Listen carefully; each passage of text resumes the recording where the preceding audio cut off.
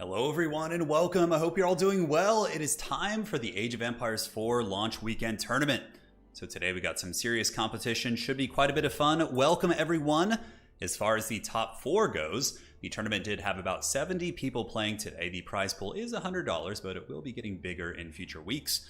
But we do have 70 players playing today, and this is the top 4. So the matches you're going to be seeing are all best of 3 showdowns between our semi-finalists. Now, the rest of the games were best of 1, but this is the top 4. So, taking a look here at the top 4 for today, we have the Mista facing off against ACCM on the top side of the bracket. The bottom side is yet to be determined, but the first side is going to be the Mista against ACCM. So, we're going to be here, get this party started in just a minute. As soon as the players are ready, let me go ahead and double check. And it looks like they did just finish the quarterfinals, so we will be getting onto this game between these two fine gentlemen here in just a moment. So there you go. It's going to be great. So just got to make sure I have the players on my friends list. So going to be checking in with them, and we'll get this party started. Welcome. How's everyone doing? I know. So if you basically C tier, B tier, A tier is like the pretty much indicative of the prize pool of the event. So this is like a smaller event in terms of prize pool. So that's how the Age of Empires community, to my knowledge, actually ranks said tournaments. So we've been seeing a lot of French today. I actually saw some Delhi Sultanate earlier on as well. And it looks like ACCM has just won the match against Nakamura RTS in the quarterfinals. We'll show you guys the full bracket once we get a little bit of a break later on. But for now, we are going to be going. Yes. Good, Anakin, good. Yeah, quite excited. It's going to be a lot of fun. So adding the players, going into the old Discord chat, and we will have them add me. So I believe that ACCM is the player who's going to be playing. Spectator features are a little bit funky for this. To my knowledge, I don't think you can actually jump into the lobby with the players. I think, of course, you can observe their games, but I don't think you can actually like jump in like spectator mode like you can do in Total War, at least as far as I can see. But we'll kind of get a feeling for it. This is our first time doing this for Age of Empires, having a tournament. So we're going to be learning all the basics here together. Turn saves today for us non-Halloween partying types. Yeah, I got you. Tomorrow we will be doing a stream as well, an early morning stream where I'm going to be just playing on the ladder and trying to climb on the rating. But yeah, for now it's just going to be the tournament today. We'll have our top 4 here. It's the Mista versus ACCM. Checking the other side of the bracket, we can actually do that together here. So let's move this across. And now we can go here and go to Ye Old News. Welcome, welcome. So taking a look, this is the bracket. Pretty powerful for sure. So the Mista, it looks like they haven't updated this yet, but you can see we had a lot of players playing today. On the bottom side of the bracket, we have XCET facing off against Mixu, and I Am Striker versus Slami here on the bottom. On the top side, we just had the match between Nakamura RTS and ACCM getting ready to face the Mista. And the Mista had a pretty impressive run, defeating several seasoned Age of Empires players. To say Hey Kid, Bio, Ice223, and FTW Cheese on the top. So you can see familiar faces in both the Total War as well as the Age of Empires community. Yeah, man, it's going to be great. So if you guys want to basically participate, this is going to be a weekly event. We'll have this every single week. The prize pool this week was $100, and it'll probably be like $200-300 as we progress and get more and more people involved. Fast Winston Doom, thanks for becoming a new member. Appreciate that. Thank you, thank you. So we're going to go ahead and switch back over now and get ready for the top 4. As soon as the players are good to go, we'll let it do it. All right, sounds good. So I just got to jump in and do your thing. So the Mista versus ACCM. Make sure to have a mob slot and no delay. Thank you. All right, cool. So we're just going to wait for the game to pop up. The players right now are doing their picks and bans. We do have a pick and ban system in the best of 3. So essentially how it works is there are 8 civilizations. So the player on the top side of the bracket is going to be picking their faction, and then they can ban one of their opponents. So if you don't want to play a mirror match or there's a matchup you're really unsure in, you can do picks and bans. Now, this also goes the other way. So in the second game, the player essentially does a pick and ban back, and then if it goes to the rubber match, there is a pick and ban condition for that as well.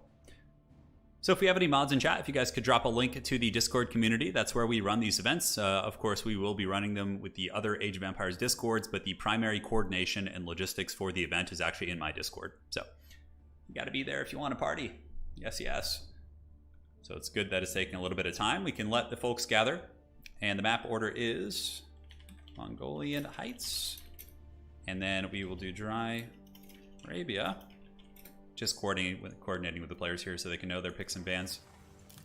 We'll get it going here in just a moment. Saturday morning, yeah, I thought the stream was going to take forever, but it actually ended up being pretty quick. Players just blazed through that bracket. I thought it was going to be really, really long. Hey, yes, you just got the game? Welcome. Yeah, it's a lot of fun. I'm pretty addicted, to be honest. I love classical RTS with base building and macro and all that sort of good stuff. So for me, it's a pretty big treat to have this. Yeah, game seems to have been quite macro-wise. Yeah, no, definitely some pretty heavy macro. Just giving the players the maps right now, so we will do that. And then for the last map, we will have the Altai. All right.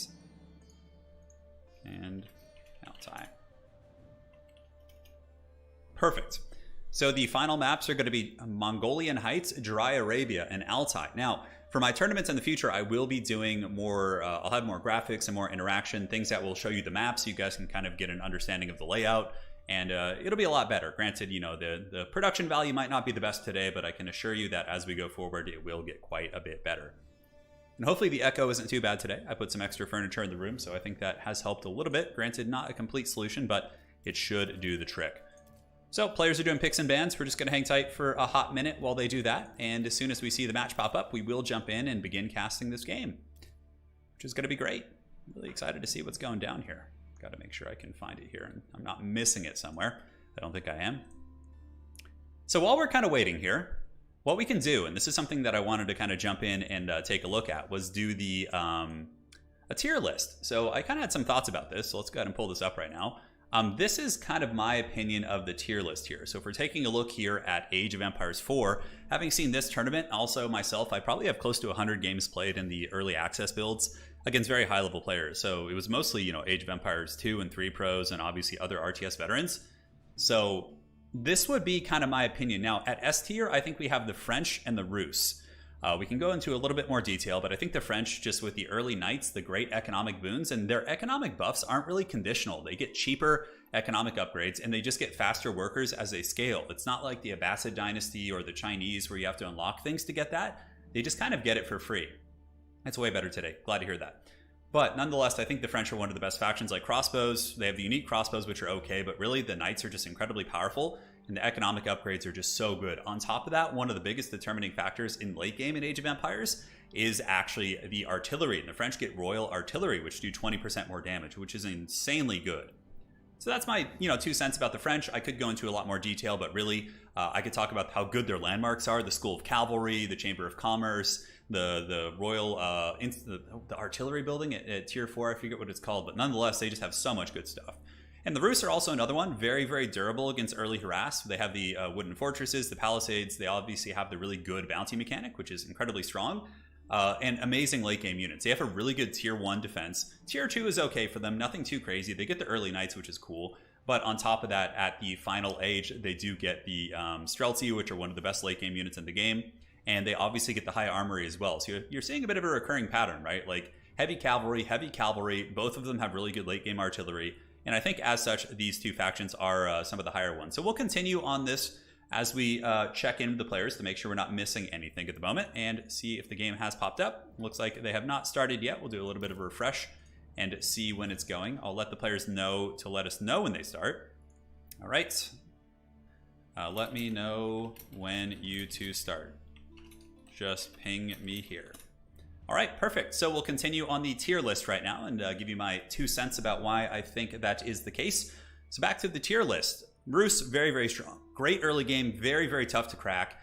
Decent Tier 2 with knights. Tier 3, they obviously get horse archers, which are pretty good for map control. And then scaling into Tier 4, I think the Rus have one of the best late games with the high armory as well as the Streltsy. So that's my 2 cents. That is what I think is going down here. Now, going to A tier factions, I would probably say that the Mongols are a very solid A tier faction.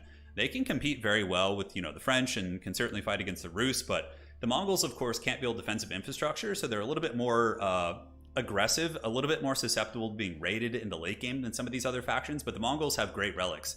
The Cognate Palace, the Steppe Redoubt to give them a ton of gold, and obviously the horse archers, the Mangudai, are quite effective at mid-game harass. They get that at Tier 2, so you can really put a lot of pressure on people with Mangudai at Tier 2, which then allows you to kind of boom, as they say, or bloom, is that what you guys say in the AoE community, and get a bunch of really, really, great, map control and all that sort of good stuff. So, and that is it for the Mongols. A lot more to say about all of these, but again, I'll do a separate video going over this and kind of giving you more evidence based on my opinions. Next, I think we have English. English is kind of like an A-, B+. They're very, I would say, the more vanilla faction, but they have a great late game because England's farms actually give you gold. So like, let's say you're on a big late game map, you're starving, everyone's starving for gold. Well, England isn't going to be starving because their farms in the late game, when you get the farm enclosures upgrade, actually gives you 1 gold every 3 seconds. So if you have a ton of farms, it adds up super fast. On top of that, England's early game is very good. They have the castles network, which makes them very tough to crack. They have the longbows if they want to rush. Very dynamic gameplay. And they can also do men-at-arms rushes if they like as well. But it's boom. Thank you very much. Okay, we'll get that correct. Yellow, I do appreciate that. So next up, I think we probably would put the Abbasid dynasty as an A-tier faction. The Golden Age mechanic is relatively strong. On top of that, they do, of course, have pretty good units. And also, the Abbasid trade pretty well against French and Rus because the camels lower the damage of cavalry by 20%. So mixing in even 1 camel archer is going to debuff the entire enemy army nearby, which is really good, or a melee camel. And yeah, the Abbasid has pretty good technologies. They have the foodstuffs with the cultural wing, which makes their workers cheaper. So if you're going to be booming with them, you can get quite a bit of value by just pumping out mass workers.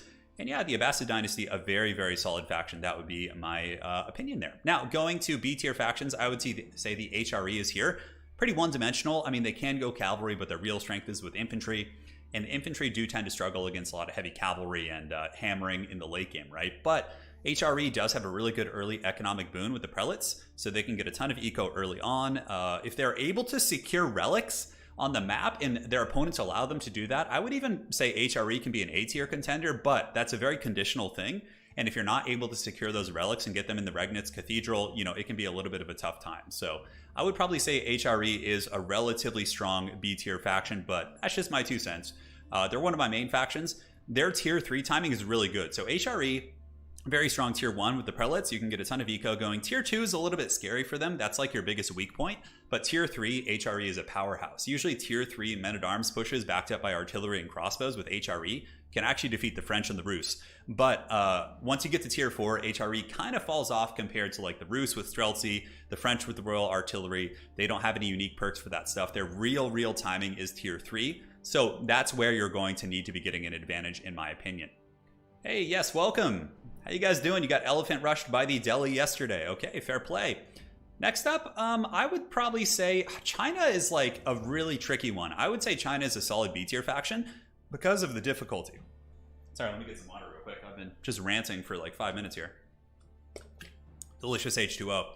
But China is a solid B-tier faction. They have an incredible late game. They have pyrotechnics and a bunch of, they get gunpowder upgrades for free from the university. So their gunpowder late game is very strong. And they also have the dynasty system. I would say China is more of like a B-tier faction simply because they are very, very difficult to play. Not so much that they're inept and can't really, compete. It's just they're a harder faction to play. The dynasty system is quite complex. And yeah, that's pretty much my justification. But they can do a lot of crazy things like mass fire lancers, like harass. They can go ahead and go with, the Palace Guard are pretty decent units very quick compared to other men-at-arms. Their late game is really insane, though. Nest of Bees is one of the best artillery pieces in the entire game. So that is basically my opinion of China. China's like, it's like fluctuating. I mean, they can compete pretty well. Like China's great against like these factions that like to have a bunch of infantry, their artillery and gunpowder. Like if you let China get late game against you, they just fly up to S tier.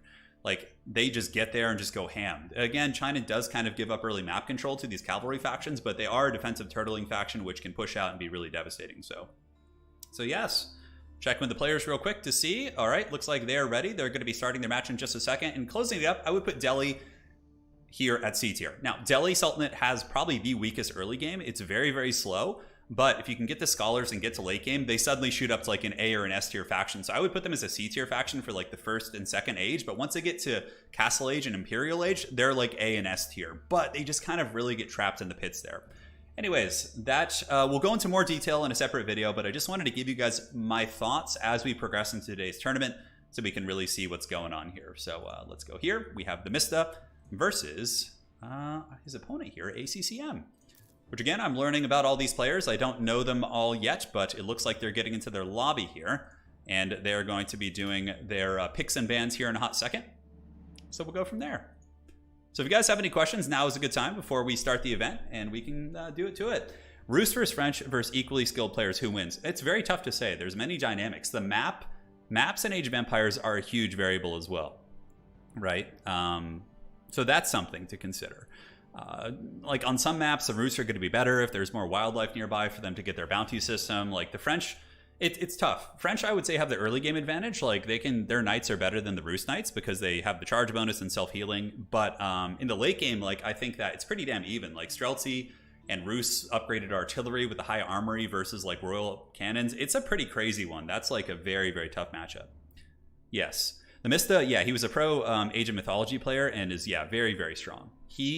Of all the beta games I've seen, he has been the absolute Terminator, just cutting people down. So it's been pretty incredible to see him in action. So hopefully we can see the match here in a second. Going to kind of keep searching. Hopefully I don't miss it. Yeah, I'm like looking around. It's kind of strange because in Total War you have like spectator mode. It's one of the few things Total War does do better in terms of like the multiplayer aspect is the casters can actually jump in the lobby and cast. Whereas here you have to like look on the spectator menu and find it here. So let me go ahead here and add ACCM. All right. I'm going to have him add me just to make sure I don't miss this. And should be good.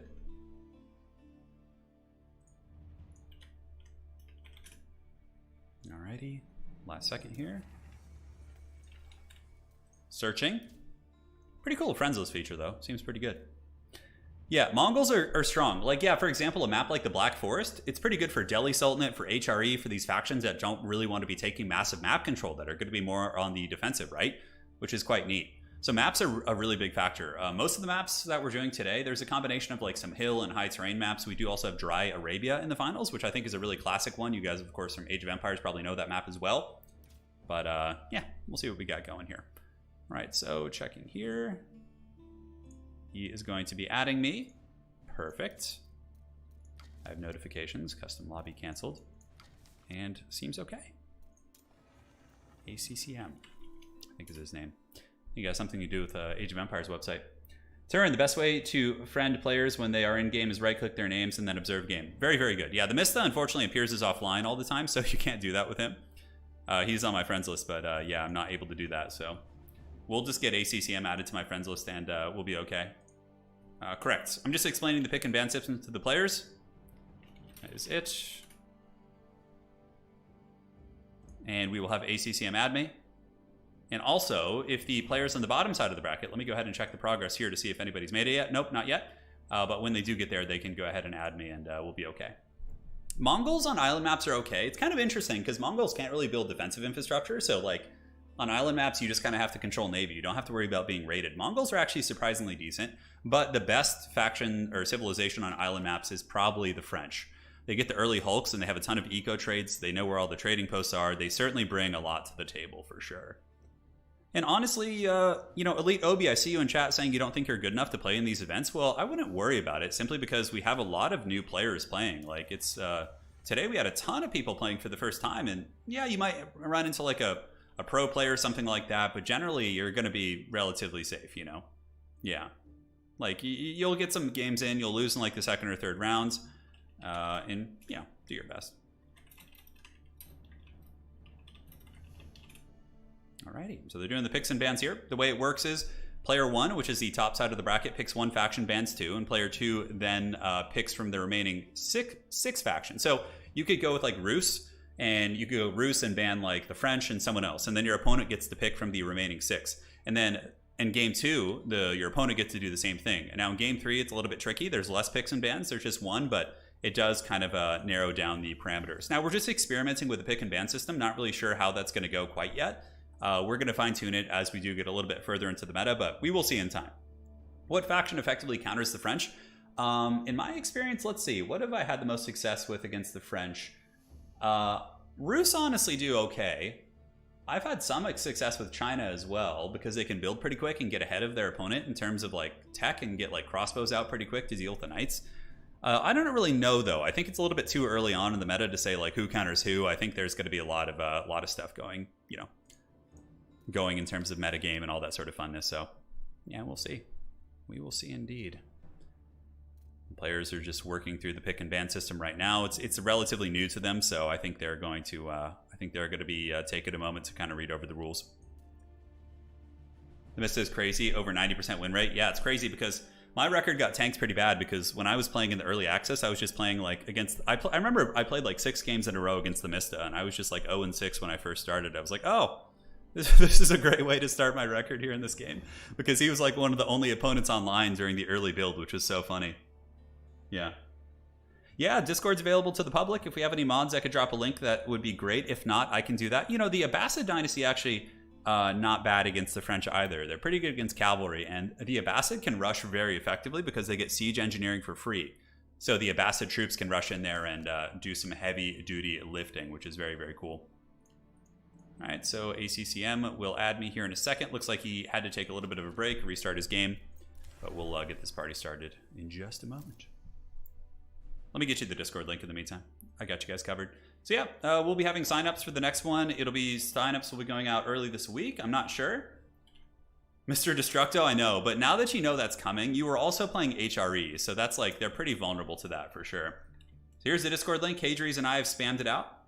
Abbasid is a good call. Yeah, Abbasid Dynasty is pretty good. Like you can go with like early spears and then like get some camels, and like that'll mitigate their damage. And also the camel riders are a good counter to enemy archers because they're pretty meaty. They have a lot of HP. Although, I don't know. If they have mass archers, it's hard to keep up with camels. I don't know. Yeah, Rus is really good defensive. You can get the wooden palisades up to just shut them out and have like 5,000 HP. Also, the wooden fortresses near your overextended production sites are very, very strong. Yeah, very, very strong for sure. So, sorry about the delay. Players just getting their business together here. We'll be getting started in a moment. As soon as they figure out the picks and bans, we can go from there. Yeah, Rus deerjacking is very good. The thing is, with the Rus and taking people's deer, people think it's just a Rus thing, but you can do that with any faction. The thing is, Rus typically just build more scouts in the early game, so that's why you're seeing that. But other factions can do that as well. So it's not just the Rus. It's very much a thing. Hey, Green Moz, thank you for the $10 donation. Oh boy, AoE 4 content and a tournament also. I got no choice, must support. Yeah, man, it's time. It is time. And I'm not sure if you saw my message. I think they're working out the picks and bans right now. It's fine. To add you. For some reason, the Mista always appears as offline, which is pretty funny. So, I had him on my friends list, so I thought I was fine. But since he always appears as offline in the shadows lurking, it's not going to work quite as well. Yeah. No matches. You have to enter the exact ID. Yeah, the game is really fun though. I've been having an absolute blast, and I have to say I'm relatively addicted to it. All right. Perfect.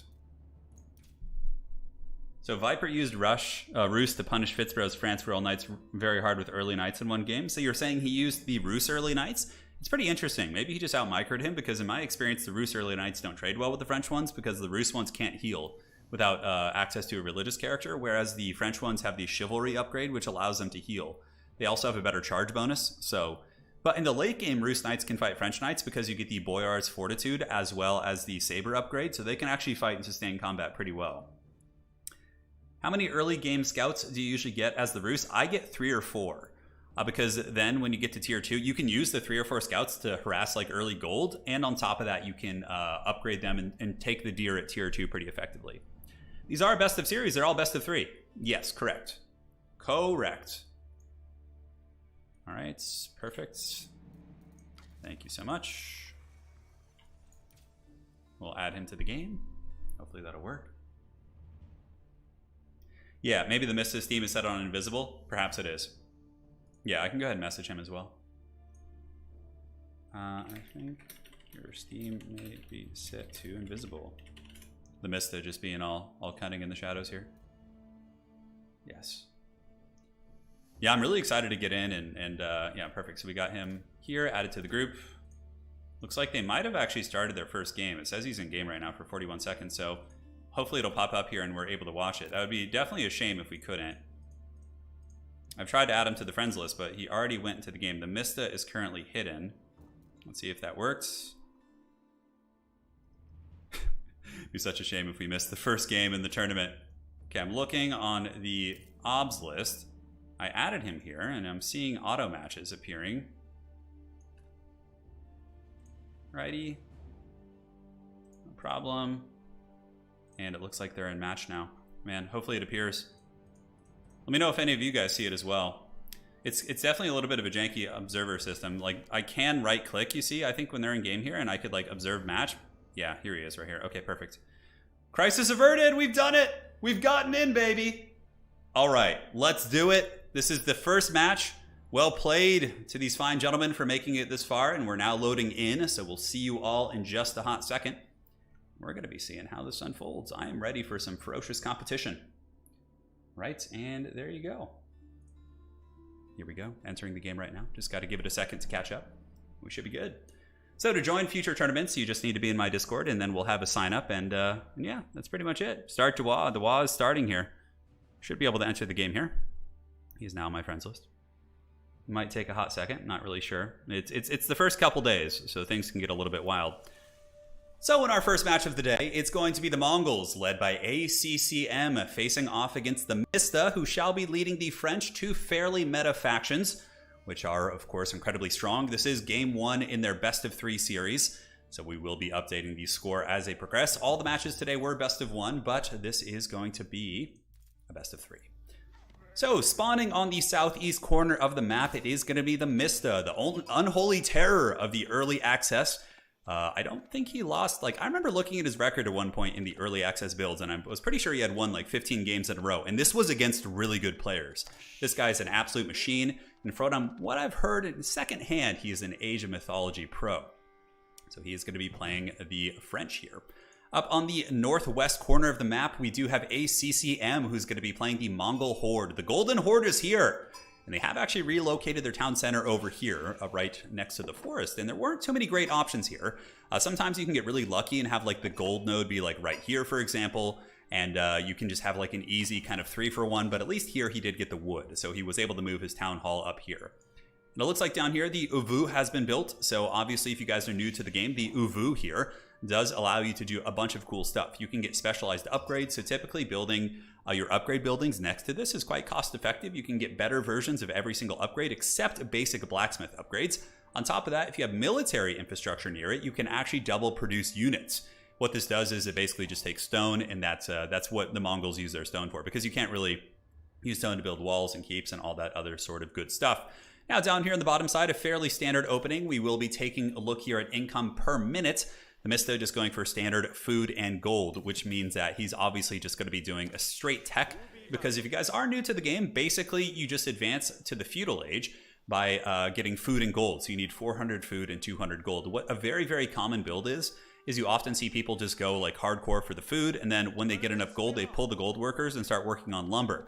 Otherwise, you're not going to have anything to build your defensive infrastructure. Now, the one difference is with the French is they get the School of Cavalry, which is a landmark. Therefore, they don't need to build a stable, so they can stay on gold a little bit longer, which is pretty cool indeed.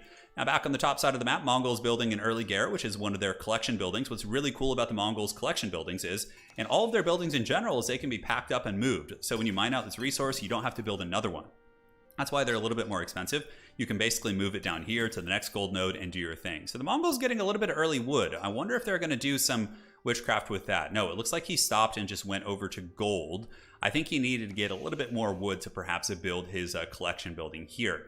Now, as far as the map goes, there's a couple river chokes. If I'm not mistaken, there are 3. A trade post here in the northeast corner of the map. And is that the only trading post? No, it looks like there's one down here as well. Usually it's pretty symmetrical. This is actually a pretty safe trading post. What you could do with the Mongols, even though it's close to their base, therefore it wouldn't be returning a ton of resources. What I've seen players do is basically build like a market like back here to get a little bit of distance, and it's still like relatively safe in your territories, and you can get the good pressure that way. So, massive sheep, the Mista, the Dark King of the Sheep, has arrived. My goodness, look at him. Just grabbing all the sheep, and certainly is, yeah, man, that's brutal. What kind of sheep play have the Mongols gotten? They've actually gotten quite a few as well. The enemy Khan looking around the back of the base. The Khan is very cool. If you guys haven't seen the Mongol Khan, they have the maneuver arrows, which basically give you movement speed to your nearby troops. They have the attack speed arrow to give attack speed to your ranged units. This is very, very strong at tier 2. You have mass Mangudai. And the defense arrow. The defense arrow actually gives armor to all nearby units. Now, School of Cavalry, obviously going to be the landmark. The Mongols do not like the early pressure. That's one thing they really do well, not early pressure per se, but when they're the ones being harassed, they do not trade super well with it in my experience. I mean, again, they can get the mobility of their own. And the Khan is pretty annoying at early harass. Might be able to get a pick on the villager here. He doesn't hit super hard. His bow only does a little bit of damage, just for balance reasons, because if the Khan's bow hit for like 7 damage in the beginning, he would just be massacring workers. So the Khan's bow only hits for 2 damage, but you can actually upgrade it at the tent, I believe. I can't remember where the upgrade is for the Mongol Khan. I think if we look here at the Uvu, yeah, the whistling arrow. So this, I believe, increases their damage. Yeah, duration by 2 seconds, or no, there's another one. I think it's actually at the stables.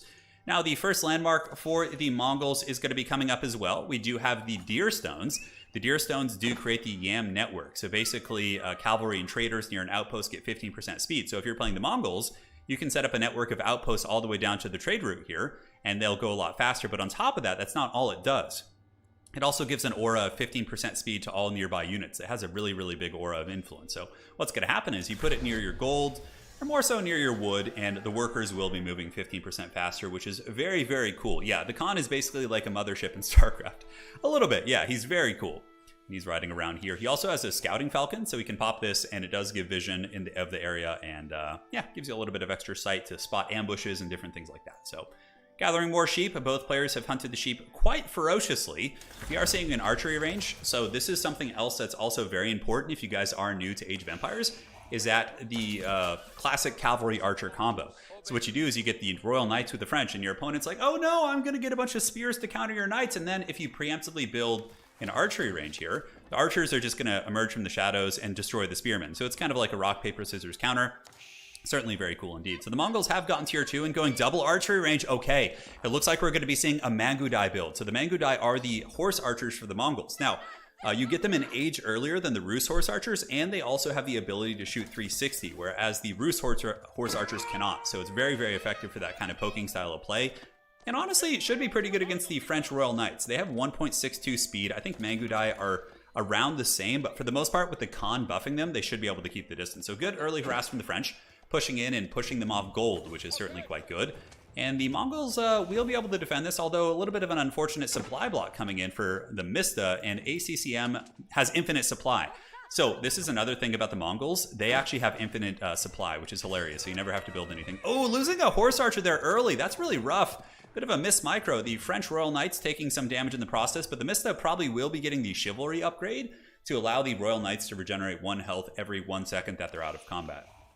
So we'll see what happens. Here the Khan moving down, the Khan with his arrow. Now the arrow does do 4 damage. I think it basically gets like 2 damage each age that you're in, so it does get a little bit better there. But here the Royal Knights have fallen back for now. Now we're seeing archers come out, so this is going to be the classic combo. The archers will be able to kind of shoot back against the Mangudai. However, they're very squishy as well. The archers don't have any missile resist or anything of that type. So the Mangudai should be able to kind of focus them down with good micro. It looks like an outpost is going to be going down for the Mongols. And the Yam network, look at the big ring here. All these workers who are glowing here are getting the Yam buff and getting 15% speed. Okay, a little bit of a skirmish in the river. The French Knights hunting down the Mangudai, but the Mangudai able to fend them off. Certainly some very, very good horse archer play here so far, keeping the French at bay. And the French are usually so dominant in the early harass, but you've got to watch out and make sure you don't take those charges. Each of those charges hits so hard.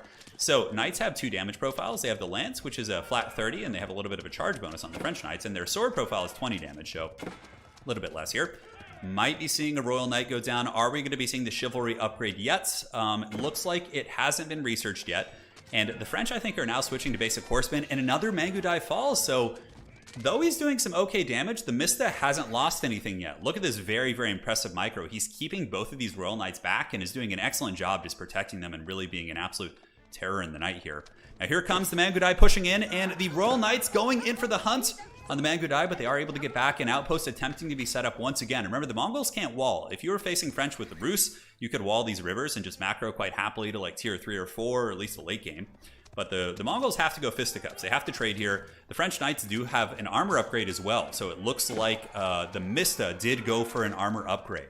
I think he must have a blacksmith setup, which is very smart. If you're facing massive Mongol horse archers, mitigating 1 damage from the, I think, 7 they do is actually quite substantial if you really look at it from a macro perspective. I did not play in today's tournament. There was a fair amount of organization and whatnot I had to do. We had a lot of new players who had a lot of questions about the format and were new to my community, so I did not play today. But I will be playing in Age of Empires tournaments, just not ones that I'm hosting, because I think I like to be there and kind of be there as an admin. So the Mongols, yes, somewhat like Wood Elves for any of you guys coming from the Total War community. The French are actually forced back to their base a little bit because all their cavalry are quite damaged. Ooh, this could be a good pick opportunity. Look at that. 3 of these very expensive French Royal Knights. And if you look at them, they cost, what, 100 gold apiece? Man, the picks would be so valuable here. But the Mista, a very, very savvy RTS player, now has Chivalry. So check this out. You're going to be seeing a healing icon appear here in just a second. I could have sworn he just finished that. Did he finish the Chivalry?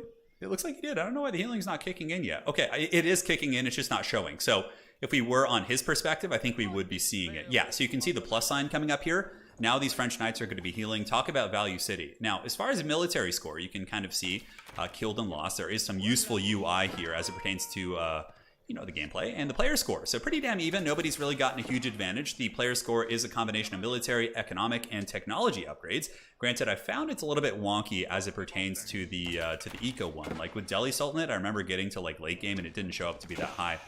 Now the Mongols getting a little bit of dreaded harass as well, able to pick off that horseman right there, but the Mista pretty well prepared, and this is what basic archers are very good at. None of them have fallen, but even if you're just forcing your opponent's workers back, this is like a big win, but I don't know if the Mista has lost any units yet. Okay, now he's starting to lose some workers. He's definitely taking some eco damage here. His gold economy is hammered pretty hard, and in the early game, that's pretty good for sure. I do like this wall off here by the French, able to get a nice little wall off to keep the horse archers from harrying that position. But a lot of the Mangudai are falling here. I don't know if this is worth. They're relatively expensive as well. They cost gold, and the French military is holding pretty firm. You can see the Mista pulling a little bit ahead in score as that does take place, and now we'll go back to income per minute.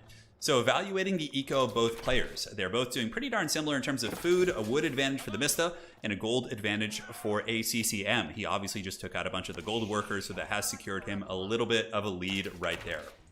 So looking around, we have the double archery range continuing to produce Mangudai. Looking at the current resources, doesn't look like anybody's in a huge rush to get to the castle age. Both of them are pouring a fair amount of resources into eco and just trying to stabilize the map. And it looks like a defensive outpost will be going up on the river. I think that the French want to go to more of a classical game here. But man, these Mangudai getting picked off is going to be pretty rough if they keep going down like this. Yeah, it looks like he was able to get away by the hair of his chinny chin there. But nonetheless, those archers are on the hunt and they are coming for that booty. We'll see if those cavalry can get away. French Knight moving in. There is a Mongolian outpost here, but outposts in this game do not shoot unless they're garrisoned. A very classic tip.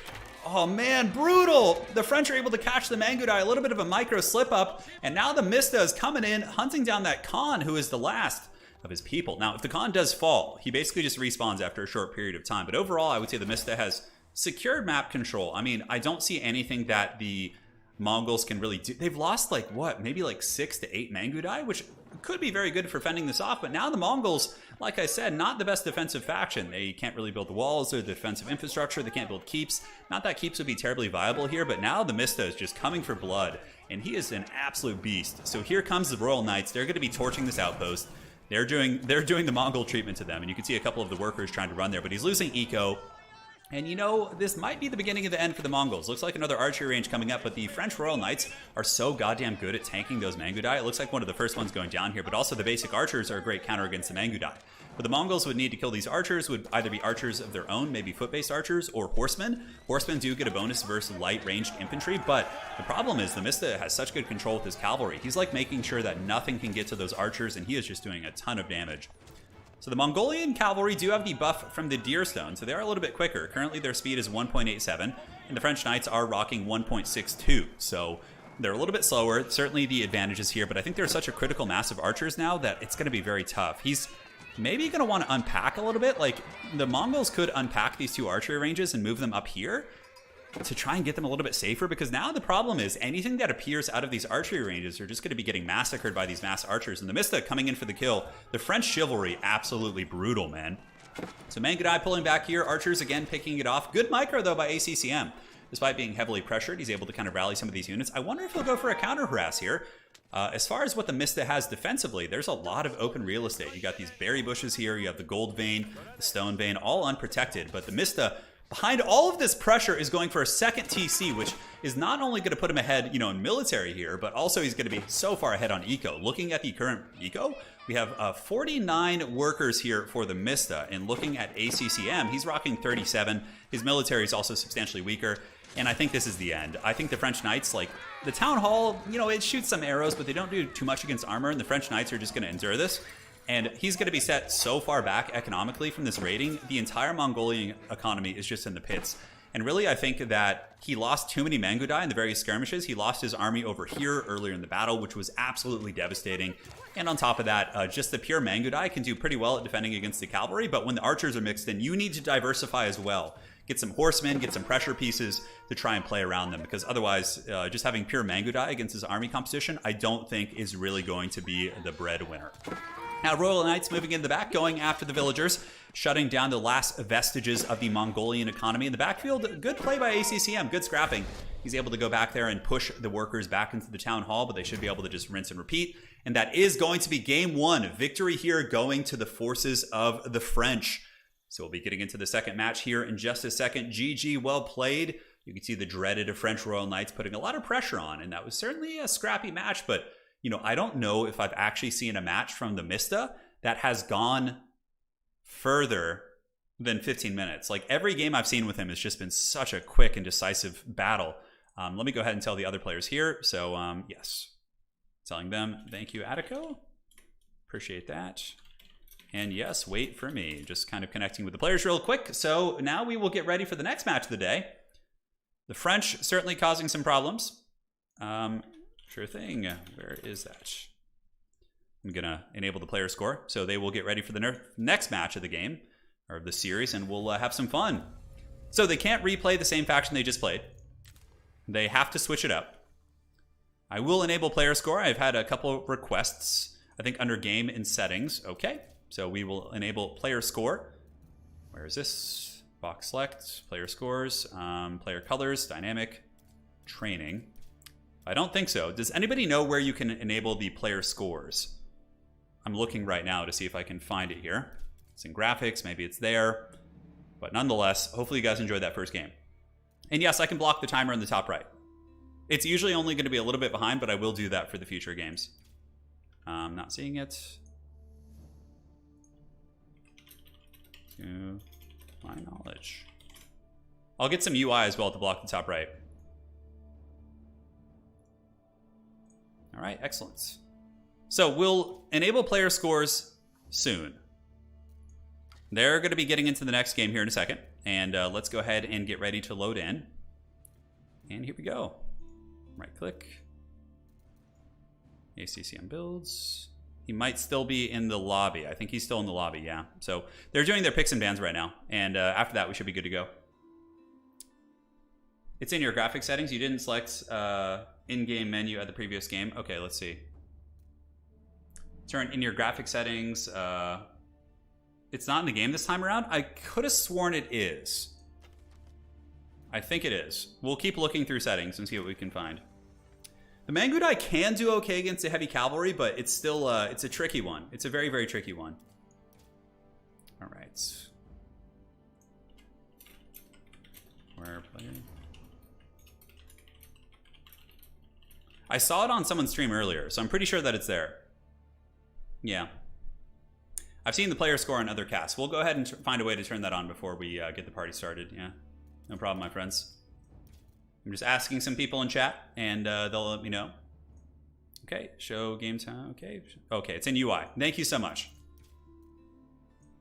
And the player score is turned on, so now you guys should be all good. Have they started the game yet? Nope, not yet. They're still doing their picks and bans, so just hang tight. So hopefully you guys enjoyed that first match. We are preparing here. Let's see if anybody has made it to the next round of games. So we'll switch on over to the bracket for now. Take a look. So on the bottom side, we do have Mixu facing off against I Am Striker. If I'm not mistaken, I think I Am Striker is actually a competitive StarCraft player, so that should be quite interesting. Lots of requests in chat to hide the timer in the top right. Yes, I will do that as well. So I just need to find a little bit of graphic, and we can go ahead and cover that bad boy up. Cool.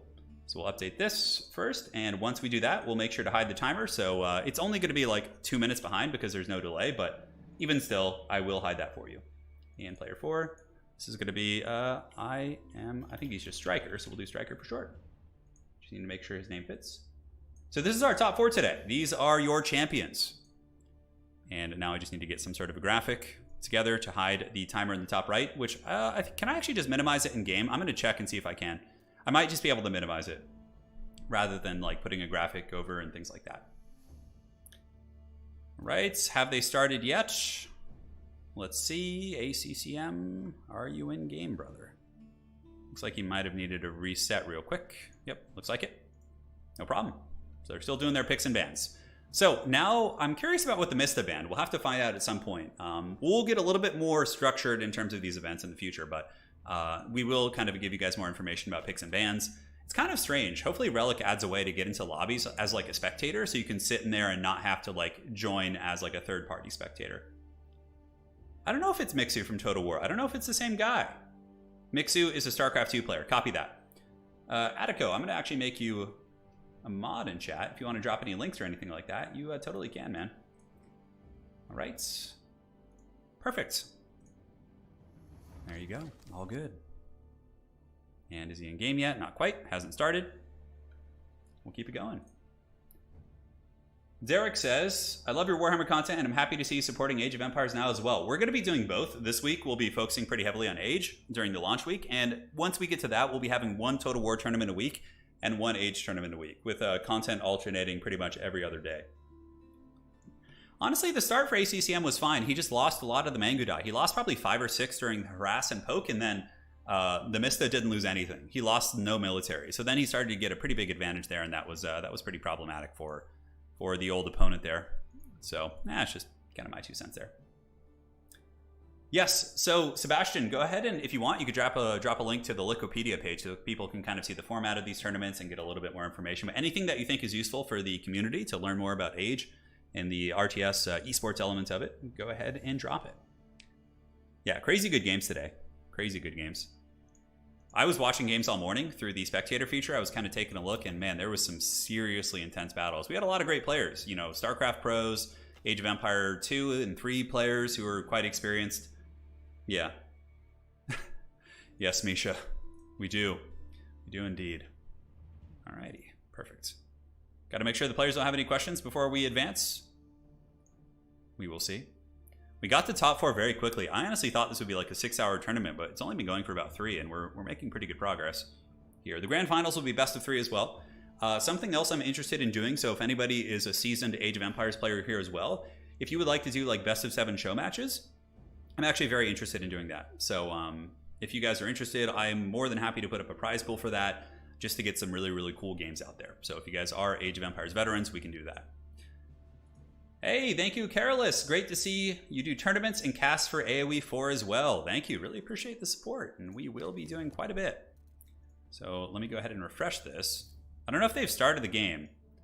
Could you, Attico, could you check and see if they started the game? Because I'm right-clicking on him, and I think he's in lobby. I don't think they've started the match yet.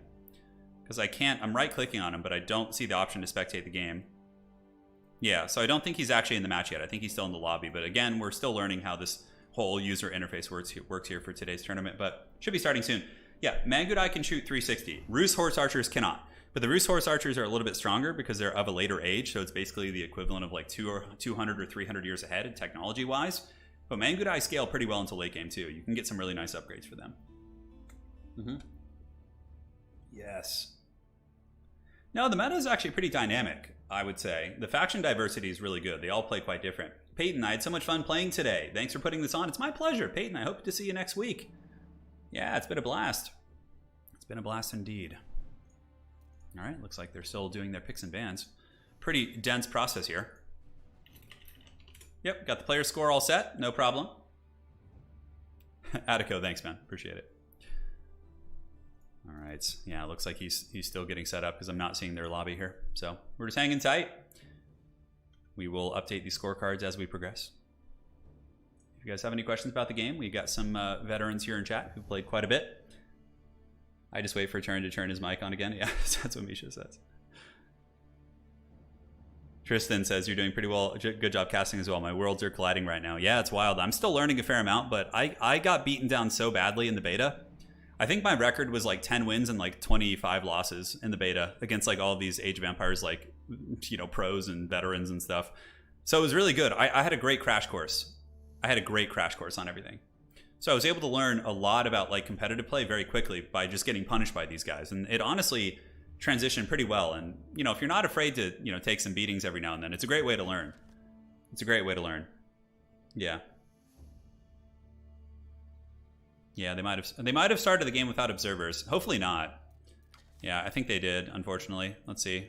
Sniper, RTS. In worst case scenario, we will just, you know, take whatever the score is and move to the next match, but that would be a problem. So let me go ahead and tell the other guys. So Mixu and then the next gentleman. So sorry about this, guys. They might have started without spectators, which is, you know, one of the janky things about this. I could have them step out, or maybe I'll message them and have them redo it. I think you two started without spectators open. I did give them instructions for that, but it is what it is. Nothing I can do about that. Mixu plus Striker.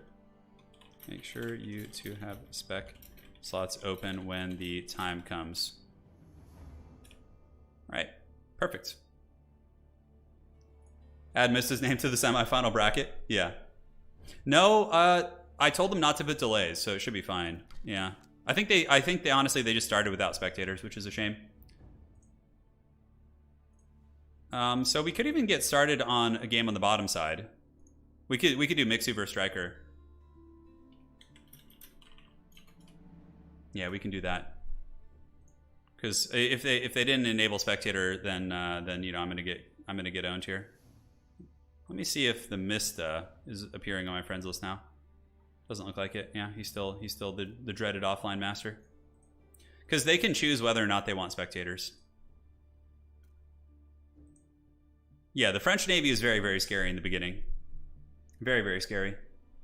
But regardless, it's just one game less. It's just one game less. All right, so tagging these players. Looks like they might have gone AFK for a hot second, but we'll see if they come back. I could even play a game myself in the downtime, but a show match of sorts. But the player should be back in a second, and we can get that going. So here's our top four. Like I said, the Mista, ACCM, Mixu, and Striker. These are all best of threes, and the winners will be advancing to the grand finals. And we should be all set there. Let's see. I'm looking on the searching feature. There's so many games right now. Obviously, you do have filters to do smaller size matches. I don't know if they can change the spectator mode live, which is a shame. Yeah, a couple things to be worked out for sure. Particular play paint finally received a stipend, so here's my part in the great plan. Hey, thank you so much, man. That is a generous one. Thank you. Yeah, they started the game, but I think they forgot to put spectator mode on because it resets the lobby. So I think they might have screwed that up, which is okay. And we'll just be hanging out and chatting. The dreaded stealth play, I know. For anyone watching this back after the fact, there will be timestamps, so you guys can skip past all this. And yeah, the Mista is very, very strong. He is. Well, it'd be if he does get defeated here though by ACCM, it'd be at least we would get a game 3 in that series. But we did get to see the Mongol first match. All right, so Striker versus Mixu. Go ahead and start, and please open spec slot with no delay. You'll need to do this every game as lobby resets. Yeah, the lobby like resets after every match. It's kind of a strange thing as well. So they'll need to do that. It's a grudge. All right, so add me on AoE. So let's go ahead and get these guys. I don't know if I can... Yep, still can't spectate their game. So I think they just started without spectator slots. So we'll add the other gentleman.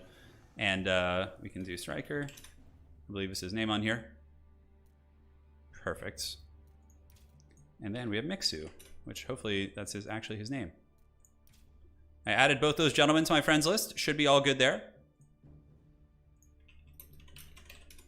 Johnny didn't know I needed AoE content, but I always did apparently. Yeah, it's so much fun. I'm having a blast. I'm really looking forward to getting into the scene, the scene and seeing all the goodness.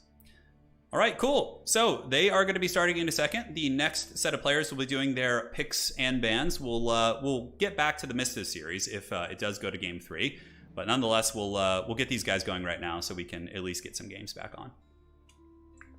French are Rus are top with no real weakness. Yeah, I agree. I think French and Rus are incredibly strong, and they don't really have any weaknesses. Like, you could arguably say, oh, all right, the Rus can't build stone walls, but honestly, the wooden palisades are really, really good. They're still quite tanky and do well. Yeah. Johnny, thank you again for the donation. Greatly appreciate it. Is the game worth it? I think so, but, you know, you got to watch it and decide for yourself. But I do think it's worth it, and I really enjoy it. I've been having an absolute blast. So these gentlemen are going to do their picks and bans right now. Rus are good. Honestly, I'd rather play Rus than French. No, Mixu is a StarCraft player, yeah. I was listening to some Warhammer Fantasy audiobooks, but Turin's AoE battles is a fun change. Plus that book will be there later. That's right, it will be. It will be indeed. So they better have the spectator slots open. Don't leave me hanging again. Don't leave me hanging. I'm trying to think what else you could do. I guess now you could join as like a third person and leave. No, I don't think it would let you spectate. I think it would kick you out of the game. Yeah, I love the game. I say it's worth it, but I'm a diehard competitive RTS guy, so from that perspective, yeah, certainly. But, you know, for you guys, again, it's a little bit tricky. How do picks work in this game? Well, for best of ones, the players can pick whatever they want. For best of three, it's pick and double ban. So in game one, the Mista, for example, picked French and probably banned 2 other factions, and then his opponent got to do the same thing back to him in the following match. So Striker and Mixu right now are basically just getting their game set. Yes. The maps are in order. And there should be less downtime in this, but again, today we're learning we're doing some coordination and all that stuff, but there's going to be less downtime in general. Yep, Mongolian Heights is going to be the first map. We saw it in the other one as well. It is the dreaded Italian Spartacus. Tomorrow I'm going to be streaming this game as well. I'll be doing a stream where we play, I'm going to be climbing ladder myself. Currently, since launch, I think we're 18 wins and like 2 losses or something. But so I'm gonna try and get to the top of ladder, but it's gonna be hard for me because not top, but like top 50 or something would be cool. So I tanked my record and they didn't reset it from the beta, which was silly. What will happen if we get a Delhi versus Delhi match? We actually do have a Delhi player in the grand finals. I believe Mick Striker is a Delhi guy. I watched a couple of his early matches and he actually defeated a very strong Rus opponent using the Delhi Sultanate. So that was very fun. That was very, very fun. Yeah. Yeah, if you like multiplayer and like competitive RTS, you're going to like it. Obviously in single player, you're going to, you'll get through the game and, I don't know if it's going to be enough for you. But if you're into the multiplayer aspect of things, it's like 100% worth it. 100%. All right. Correct. In that order. Start when ready. Alrighty. Sorry about the delay, guys. We should be smooth from here on out. We just had to work out a couple little things, and unfortunately, the other gentleman started without spectator mode on. So we'll let him know. We will let him know. HRE Men-at-Arms are also bugged, and prelates can bug out. Is that true? What's bugged about the Men-at-Arms for the HRE? I haven't had any issues with them. The prelates I've seen kind of have issues from time to time, but Warhammer content, oh no, it's not going to be on hold. We're going to get back to doing Warhammer content next week as well. It'll be like alternating every day, like age mixed with Warhammer, etc., etc. So for those of you guys who are here for the Warhammer, don't worry, we'll still have that for you. Do Mongols have decent tools against heavy cavalry? Yeah, their lancers do fine, and also Mongols can build crossbowmen. Crossbowmen own heavy cavalry, so you just with Mongols you probably just go like a couple Mangudai, and then you could harass their base and get like horsemen to counter their archers, and then at tier 3 you switch to crossbowmen. Yeah. I could dress up as a prelate next time. I absolutely could. Yeah. So players are getting the lobby all set. Looks like they're figuring it out. The way Men-at-Arms upgrade is not correct. They end up losing on armor when fully upgraded. Ah, that's kind of strange. Yeah, hopefully they fix it. I know HRE has a couple bugs, and it's a shame because they're my favorite faction to play. Chase, I have no idea when Warhammer 3 is coming out. Probably a long-ass time. Probably going to be coming out in, like, oh man, the spring? Who knows? When you wield the Warhammer, all problems become mere nails. I like that. That's like that would be like a good slogan for like an HRE t-shirt. Yeah, that's pretty cool for sure. All right, did they start? Better make sure they put spec mode in there. Don't you guys forget too. Don't you guys forget to get the spec mode. Yeah, we got the Bretonnia DLC. Yeah, basically the French Bretonians. Correct in that order. Start when ready. Alrighty. Should be able to find each other. It's pretty easy to find people. The friends list feature is very, very smooth in this. So let me go ahead and show you what this looks like while we're waiting here. So we can take a look at the, this, perfect.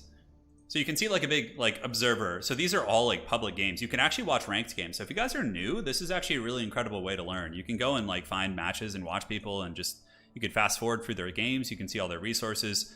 And you know, if you have friends playing, for example, so here's how like you would spectate a game in a tournament. You would basically just right click on their name while they're in a match, and you would have the option. So I can observe, you know, Adnay's match here. Striker's in lobby right now with Mixu. So these two gentlemen are in a lobby right now. So as long as they put the spectator mode, I should be able to join. And hopefully they don't have any delay in there, so we can just go right away. Is the Abbasid's tech that increases range on Spearmen good? I haven't tried that yet. Yeah, the Abbasid dynasty actually has a phalanx upgrade, which is pretty cool. I don't know how good it is, but it could be interesting. What would you say is the best way to combat the battering ram rush? Horseman does okay. If you can get horsemen to like chase off their archers that are supporting the battering rams, then you can pull workers to torch the battering rams, depending on the situation and placement. Yeah, absolutely, absolutely. So let's go ahead and observe the match. Here we go. Second battle of the day. And Attica, Sebastian, if you could actually tell those two gentlemen in the other match, if it does go to the rubber match with Mista as well as his opponent, ACCM, if you could tell them to wait for me for the third game for a rubber match, but if it just ends, don't worry about it. We'll just cast a series. All right, so can we hide this? We can, but it still shows the... Okay, we're so close to the end of the game that it doesn't matter. Like, we got in right as they started, so there's only a 30-second delay, so we don't really need to hide this right now. So spawning on the southeast corner of the map, it's going to be our Delhi Sultanate player, I think? No, this is actually the Abbasid dynasty. Oh, we got Abbasid versus Delhi. This is interesting because all day it's been Rus versus these other factions, but apparently they've gotten quite far with the Delhi Sultanate and the Abbasid. So very, very cool. On the southeast corner, we have Mixu on the Abbasid dynasty. Up in the northwest, we have our Delhi Sultanate champion, Striker. So both of these guys, I believe, are actually competitive StarCraft players, which is actually quite fun to see. So very, very eager to see if those skills translate here to ye old Age of Empires. So looking here at the Delhi Sultanate, you'll notice something very fun as we switch to their perspective here. Striker is getting all of his upgrades. So the Delhi Sultanate gets every single upgrade for free. They're already getting forestry. They're already getting the survival techniques and the wheelbarrow.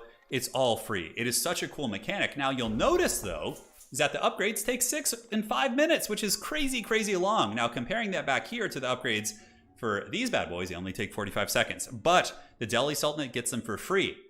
Now the way that you counteract the very slow speed is you get a mosque. So the mosque is the religious building for the Delhi Sultanate. And what it does is things within the influence of the mosque get faster research rate depending on the amount of scholars you have in here. So you can build like 3 or 4 mosques, fill them up with scholars, and you are going to be getting free upgrades in like a minute, in like 45 seconds. It's very, very cool. On top of that, the Delhi Sultanate also gets a bonus to their bushes. You'll notice that the Delhi Sultanate berry bushes have 500 maximum food, whereas the berry bushes here for the Abbasid dynasty only have 250. So it's a little bit different. Granted, our player here, Mixu, the Abbasid player, is going to be going for some river economy, which I think is very smart. There's a couple shoreline fish that he can get the fishing boats on, and that will also allow him to focus his workers a little bit more on lumber and not worry about his food, which he can claim later once the fish dry up. So I think that's pretty cool. We have the player score. Yes, you can see it here. On the right-hand side, you can see Mixu and Striker. You can see what age they're in, and you can see their player score. So hopefully that is helpful for you guys.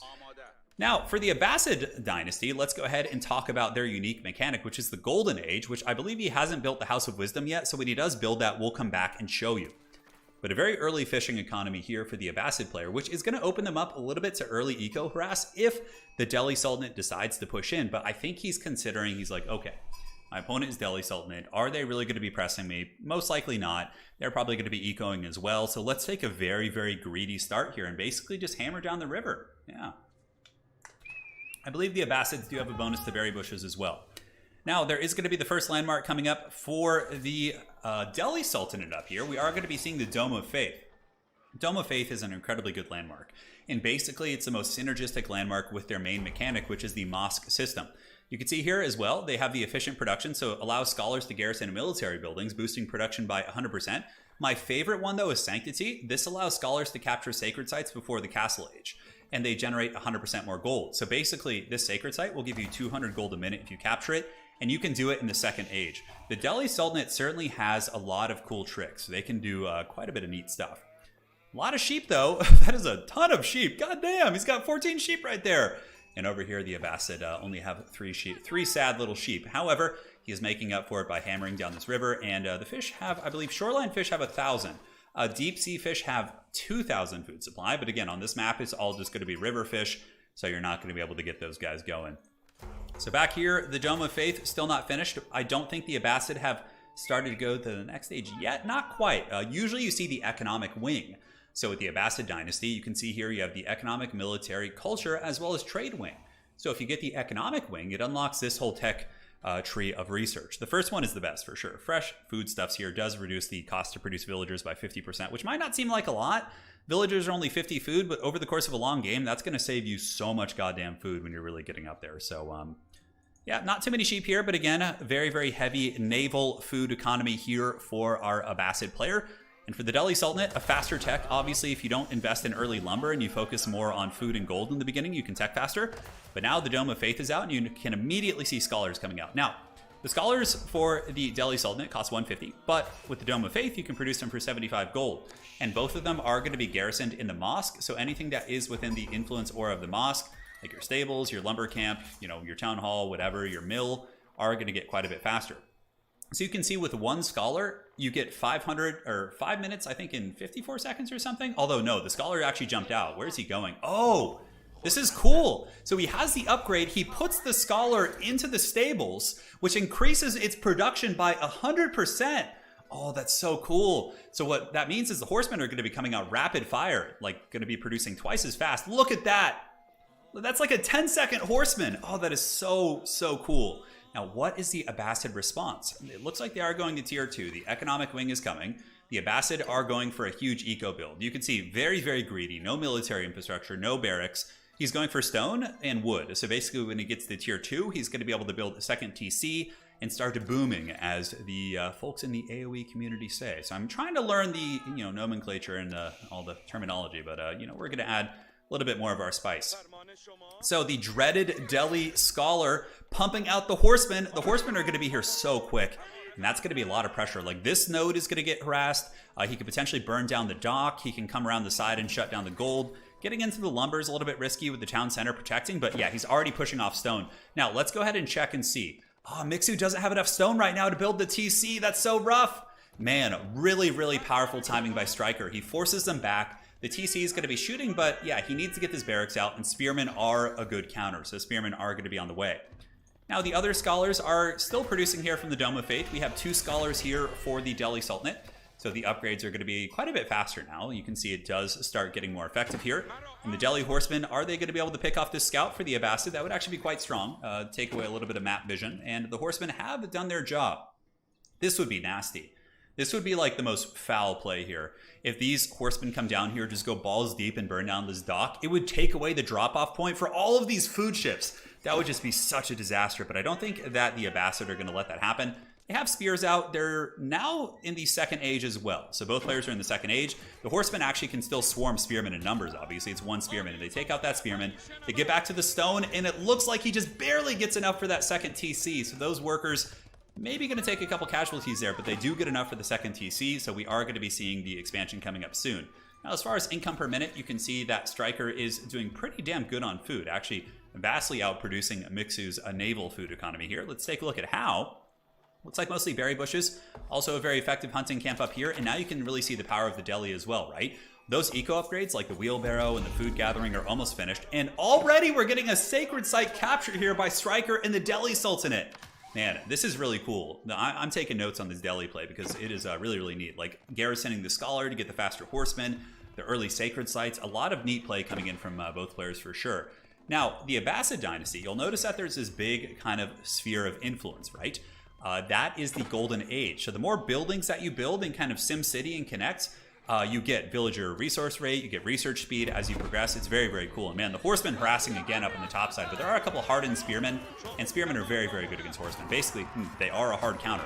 The horsemen are being dragged down by only a couple spearmen, and oh man, nice pick there by the Abbasid player. Mixu able to get some revenge, take out 3 horsemen, and he loses nothing for it except a little bit of mining time on his gold. Great stuff for sure. The brackets, we will drop. Unfortunately, YouTube doesn't have the fancy tools that Twitch does as it pertains to brackets, but nonetheless, we will be sharing the brackets with you. If we have a mod who could actually link to the challenge page, that would be greatly appreciated. So horsemen hammering over here on the far side, going after the mining camp, certainly buttering a little bit of that sweet bread, pushing them back. Have we seen the second TC yet? We have. So this is where the Abbasid dynasty could potentially pull ahead a little bit in terms of eco. Yes, they've been harassed, but the Delhi has been a little bit more aggressive, and I think they're going to need a second TC soon as well. However, the Sacred Site, due to the Sanctity upgrade, is going to be giving the Delhi Sultanate an extra 200 gold a minute, which is really nice. So you can see he only has 2 workers on gold, yet he's still getting pretty good gold income because of that Sacred Site. More horsemen harassed. They were able to discover the second TC, more houses being built, and the Golden Age is expanding, and we are also getting some basic steeled arrow upgrades here to give ranged upgrades to the Abbasid. Oh no, are we going to see the fearsome camels? I think so. The archer upgrade is a little bit indicative. Yes, camel archers are coming. Oh, they're so cool. And they'll be a great counter against these horsemen. Be able to, poke them, debuff their damage, and another horseman does fall. I think the Delhi Sultanate needs to go a little bit more macro now and kind of give up on the harass. I feel like, oh man, he's getting archers. Okay, he's going in for more harass, but I feel like the Abbasid have really secured their lands here. Man, and the eco for the Abbasid is just going to be kicking off. What's really crazy about eco Abbasid is you get the fresh foodstuffs upgrade, and your workers are like dirt cheap compared to other factions. So the Abbasid, I think, has one of the strongest kind of tier 2 or age 2 macro booms that you can possibly do. So another archery range coming in here. When is the camel rider? Here he is, the alpha male camel riding with his horse unease. So it causes all nearby horses to deal 20% less damage, or horse-based units. Really good. Like, if he ends up having to fight these horsemen, it's going to debuff every single one. It'll mitigate their damage from 9 to, like 6, 7, something like that. A little bit tough with the, obviously, odd number there to get the percentage. But yeah, down to 7 or 8. I don't know if it rounds up, but it's actually quite substantial. It's like getting an armor. So the camels have arrived, yes! Now, give us a camel impression. What do camels actually sound like, though? I actually can't even conceptualize that. All right, horsemen raiding the berry bushes here, and they get a nice little poke there, take out one of the workers, but the Abbasid are just cackling all the way to the bank here as they continue to eco. Looking at the villager supply for both players, the Delhi Sultanate at 37, and the Abbasid player at 53. A brutal advantage for Mixu here as the Delhi Sultanate continues to battle here in the river. But now the push is back. The camels are leading the charge. Should be able to pick off this lone archer. Something about Delhi Sultanate infantry is they can actually build defenses. So Delhi Sultanate can build palisades and gates with their infantry, and with upgrades they can actually build stone walls. It's really cool. So Delhi can take some cool map control here. Looks like an outpost is being built. I think the Delhi Sultanate going for a rapid tech. Yeah, they're going to be quite ahead in terms of, the age, but the eco for the Abbasid is just going to be absolutely foul. So the House of Learning is a unique landmark for the Delhi Sultanate. Obviously, they're all unique, and it grants no immediate bonus. So, nothing happens when you build it, but it has a bunch of unique upgrades, which are really good. And the Delhi Sultanate has 2 mosques, I think, one of which is full. The other one isn't. So I would like to see a couple scholars be built here, maybe to be thrown in. A little bit of fighting going on, but no, look at this, a battering ram being built by the Abbasid dynasty. Now, the Abbasid dynasty actually has free siege engineering. So you don't have to build a blacksmith and research it. They can just build battering rams right out of the gates, which is very cool. So the Abbasid dynasty definitely getting some pressure. The Delhi Sultanate does reach the 3rd age, and as far as upgrades, they have the Hone Blades here, which actually gives men-at-arms extra damage, and knights. They can increase their mosques to make them be healing outposts, and they can also give town centers, I think, give extra population. Yeah, which is quite neat. But with the Delhi Sultanate, we could be seeing the dread elephants coming now. So seeing like a war elephant now, they just need a lot of food. We could see a tower war elephant, which would force them back, and it looks like they are able to push back the pressure from the Abbasid dynasty right there. What counters elephants? We need some mice. Who would be the faction to build the mice? Like, unleash a mighty horde of rats. You guys will have to let me know in the comment section below. Camels need a spit attack. Yeah, a bonus versus, peasants or something. Yeah, it'd be pretty hilarious. So Archer is picking off a couple of the overextending Delhi workers who are trying to torch that battering ram, and there they go. When units die in the water, it's really funny. Oh, look at this! Grand Theft Relic! The Scholar just Tokyo drifting through the water here. He's going to be taking that relic back to the candy shop up here and dropping that off. Very cool. Another relic down here, and that's the advantage of getting to age 3. You can start grabbing those relics around the map, and though we're only seeing 1 TC here for the Delhi Sultanate, they still do have the Sacred Site generating mad gold, and, well, they're still pretty far behind, though, because they only have the 2 workers on gold, which is pretty wild. I think we really need a second TC here. I don't know how Delhi Sultanate's just going to fight the double TC on one base if it goes into like late game. I think eventually he will expand.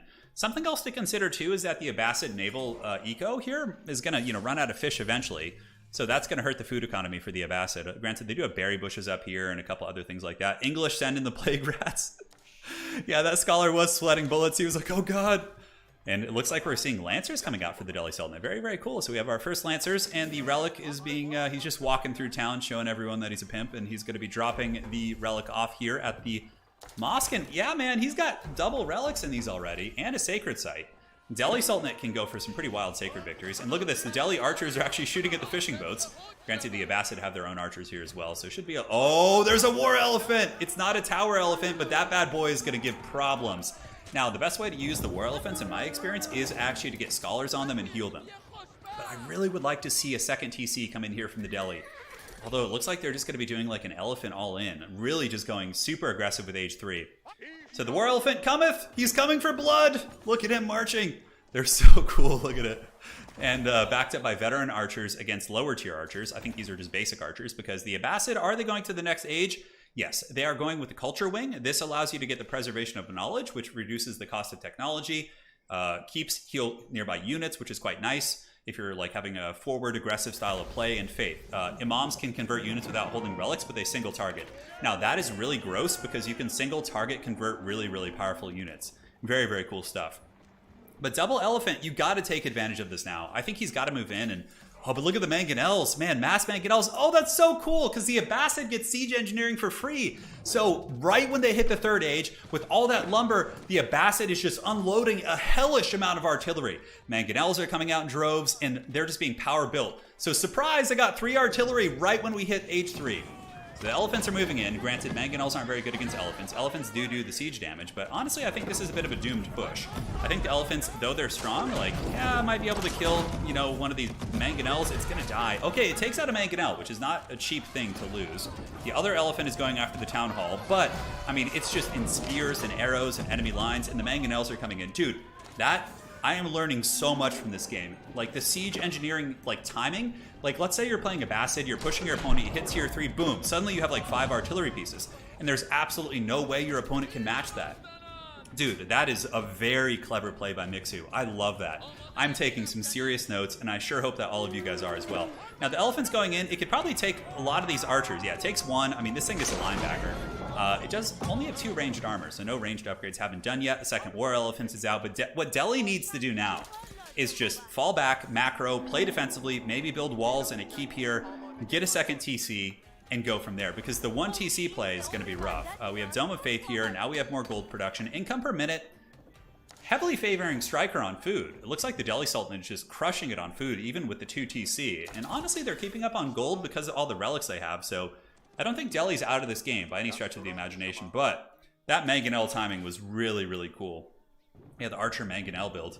Mangonels are going to be pretty shit against elephants, and if we do see a cavalry switch here from the Delhi Sultanate, if Striker builds more military infrastructure, gets a bunch of cavalry, and starts hammering down these Mangonels, that could be very, very strong for sure. It's a fun game, man. Learning a lot of tricks. But the economy for the Abbasid has got to be pretty insane. And they are in their second golden age. So you can see the building chain is really, really good. And we're getting a mosque coming up here on the high ground, yes, to start getting relics and sacred sites around the map. There is a relic sitting here being guarded by the most bitiest of infantry, the Dread Wolf. Certainly would be good if they could get a scholar down there and grab it. Archers coming out, elephants. I'm personally more of a fan of the tower war elephants. The war elephants themselves cost 600, 400, and tower elephants cost 400, 600. So they're a little bit more gold. It's just kind of a trade-off in that regard. It looks like some cavalry harass coming in. And Springald's being built now. That's actually okay against elephants. They're a little bit better against single target. They get a bonus for his enemy siege, but they still do 60 damage, 58 against a war elephant. Not bad at all. So are we seeing crossbows yet? We see spearmen being upgraded. No crossbowmen being made here for the Abbasid, but the mass Abbasid siege technology is very, very gangster for sure. And the Delhi Sultanate does have a little bit of a raid up in the hills, going to be drifting around looking to get into the economy and maybe equalize things. But even on one base, Striker's food economy is really good, and the relic has been grabbed here, and it looks like we are going to have a battle in the river. So the archers for both sides moving in, but these archers a little bit overextended. The elephants have them on the run, and oh, look at this! The Delhi cap flank get into the backfield and start pressuring in and torching these artillery pieces. And the elephants have gotten into the front line. However, they're taking a little bit of damage. More cavalry moving in, jumping on top of the Springalds. and suddenly the artillery position seems a little bit scary for sure. And the Delhi Sultanate, with a nice wave of consistent reinforcements, able to push back and kill almost all of the artillery, or not all of it, but at least half of it. But what we need to see here is a scholar. Having a scholar in the front line healing the elephants during battle is very, very strong. But another Springald going down, the elephants certainly paying for themselves, and another Springald here is going to be going down. Those things aren't cheap either. Springalds cost, 200, 200, and Mangonels costs 400, 200 for wood and gold respectively. And the Delhi Sultanate has pushed back the Abbasid artillery. The elephant going on like a champion, but he finally goes down. The elephant has fallen, but the Abbasid is forced to retreat regardless. Mangonel's doing a little bit of scooting and shooting. Oh, that's going to hurt. That's going to do some big bombardment. The Mangonel blasts evening out the fight. I think both players need to kind of take a breath and regroup their forces. I think the Delhi Sultanate needs to stop pushing here as well. Might be able to pick off a couple spears here, but yeah, now the cavalry are charging into spears, but he's keeping that pressure on. I guess it's mostly archers here, so the heavy lancers for the Delhi Sultanate should be able to push these guys back. Man, this is a wild fight here. This is just some wild stuff. What a great match. What an excellent match. So Mangonels are forced back to the base. The Delhi Sultanate, the dreaded one base Delhi. Like no other expansions, no second TCs. He's like, I don't need two TCs. I'm just going to get all this free technology and, pull ahead of you. So speaking of technology, we should start looking and seeing what the Delhi's up to. And are the Delhi going to close out the game here? Stryker has pulled massively ahead on score. And let's look at the eco here for Stryker. So he's got 60 workers, and Mixu is sitting at 94. Talk about a massive eco advantage. But, I mean, the Delhi are just winning these fights. And the artillery just did not have the proper protection. Look at the villagers. The villagers are mass repairing the Mangonels. Just pure desperation. And I don't think that the Abbasid have enough military infrastructure. I mean, looking at Mixu's resources, yeah, see, huge misplay here. He's got 4,000 wood. He needs to be setting up like 20 barracks back here and pumping out spearmen and infantry to counter this. He doesn't have the military infrastructure to fight this. And I think the Delhi Sultanate's going to be continuing to push. The Delhi are, of course, expanding, not in the traditional way of TCs, but they are just, continuing to pump it out. They got 3 mosques, 2 full mosques, essentially. Research is still pumping, it looks like. Yeah, they're getting most of their upgrades for free. Another Mangonel is going to be falling here to the pushing Delhi Lancers. Will Mixu be able to recover from this? I don't know. I really actually thought the Delhi was in big trouble with that artillery push, but the flanking from the Delhi Lancers on the side was so good. Now looking up here in the high ground, this is a bit of a desperation play, right? You're seeing a hard switch to the farm economy, and that's going to be game 1, going to the Delhi Sultanate and Stryker. What an outstanding match. That was really, really fun. That was cool, wasn't it? That was really cool. Hopefully you guys enjoyed that one. I certainly did. We're learning. You see, yeah, everybody's saying Delhi is weak until like someone learns how to play them well, right? Look, he's even got the avatar, which is really cool. Here's the scorecard. You guys can see the breakdown if you want to see some of the statistics. We can look at the total unit count, and man, look at that. Like, he just came ahead. The Abbasid were so far ahead, but they just did not have the military infrastructure to fight back. They needed to build like 20 barracks back there and just start pumping out crossbows and spearmen. Boom. They would have been in great shape. But nonetheless, it was a ferocious fight. And now we will be preparing for the next game of the day. So let's go to our graphic and hang tight while we set up the next match. Thank you all for joining, by the way. It's been fun so far. Yeah, the one TC was wild, man. It was really wild. Let me go ahead and check with the other guys here and check in the Discord to see how it went. All right, very good.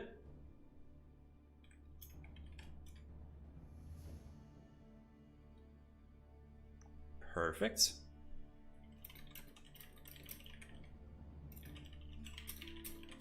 Checking with the Mista to see who ended up winning that other series. And it looks like the Mista won 2-0. So the Mista will be in the grand finals facing these guys.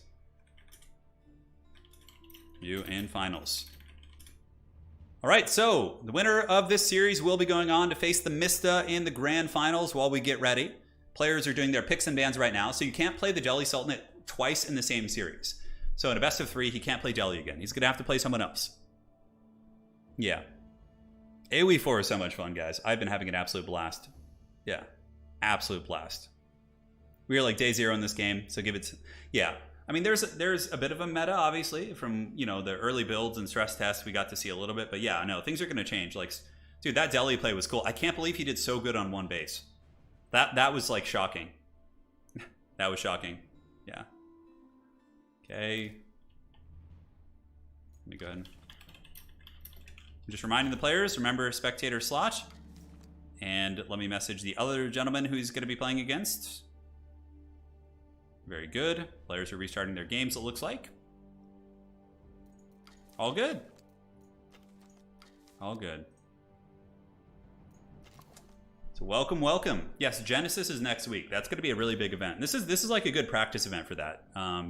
Genesis is the one that has like a $15,000 to $20,000 prize pool or something. Pretty crazy. So hard to root for French when they get age 2 regenerating knights. Yeah, it's pretty brutal. Yeah, we're going to be doing more. Yeah, guys, we're just getting this tournament started. We have this best of 3 and then another one in the grand finals. Yeah.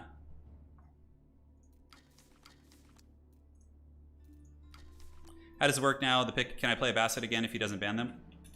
Cannot repeat factions. So now the other player picks and bans 2. All right, just explaining to the players so they can't repeat factions. They were both asking me. They're like, can I play the same faction again? Yeah, let's see some Rus. It could happen. It could happen, guys, especially in the grand finals. Yeah, and you have to remember that entire time the Jelly Sultanate was getting a ton of upgrades for free, right? So they were just going like bananas with the upgrades, like eco upgrades, military upgrades. They get all that for free. So like as the game goes on and those upgrades start to grind in, it becomes very, very scary. So we have the Mista in the grand finals. He's going to be facing off against the winner of Mixu and Striker. And that's that. What other countries or empires would you like added? So here's the thing about that. I'm actually going to be getting someone who's very, history-wise, and we're going to have a podcast sometime this week talking about what factions I would like to see added to the game. So, yes, correct. Okay, one sec here. They better have had a spectator slot for me here. Okay, I think they did it, so let's see if they forgot to do spectator slot. I feel like everyone does that the second time. Nope, looks like we're good. Champions of the people. All right, loading into game 2 in this series, we have the dreaded French mirror match. Oh no, not like this. So we had like 2 of the most like rarely seen factions, and now we have like a super meta match here. We have the French mirror match. So here it is, game 2 in this best of 3. Spawning on the south corner of the map, we have Striker, who's going to be playing the French. Up in the north, we have another French player. No surprise, it's going to be Mixu. And that is that.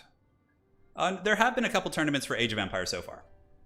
England, I actually really like England. And I hope they add Poland as well.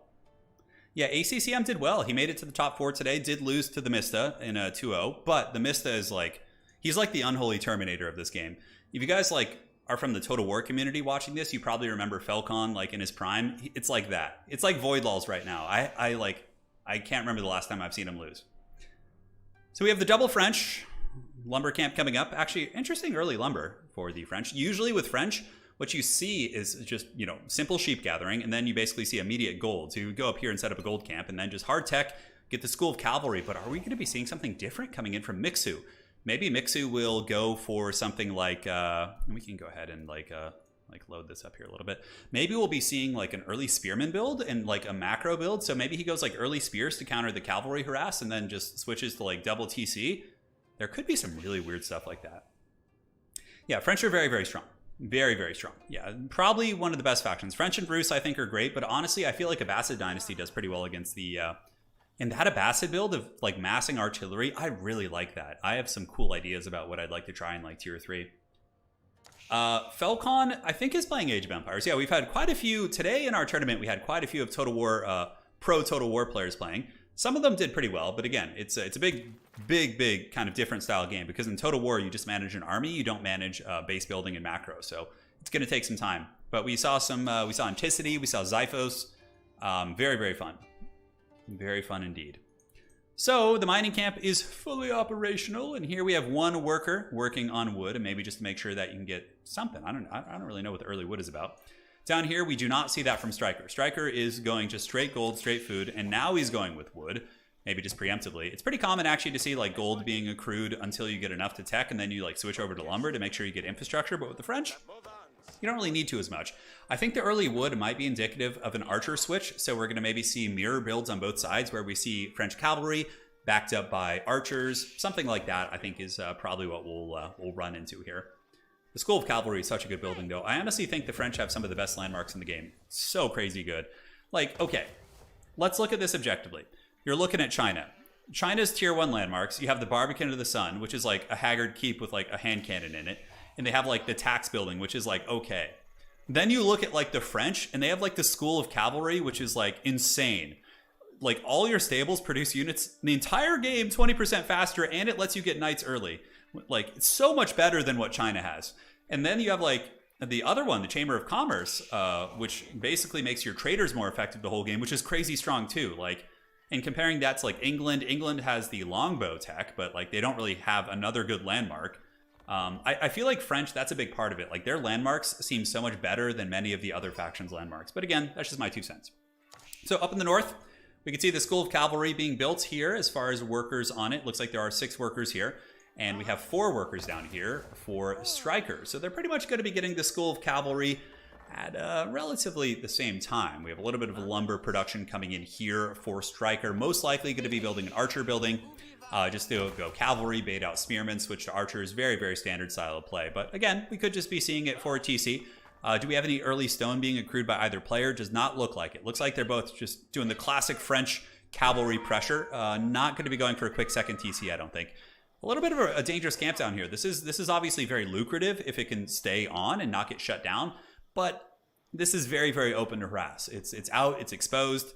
But again, they'll have their own French knights. Both players reach the feudal age at like the exact same time. And here comes the first of the Royal Knights. We're going to be getting them. They get a charge bonus for 3 seconds after charging. And as you can see in the tooltip, they are effective against most units. So no surprises there. And I know tooltips often say generic BS. That isn't true. But that is true. French Royal Knights are good against almost everything. They even do okay against enemy spears if the enemy spears are not braced.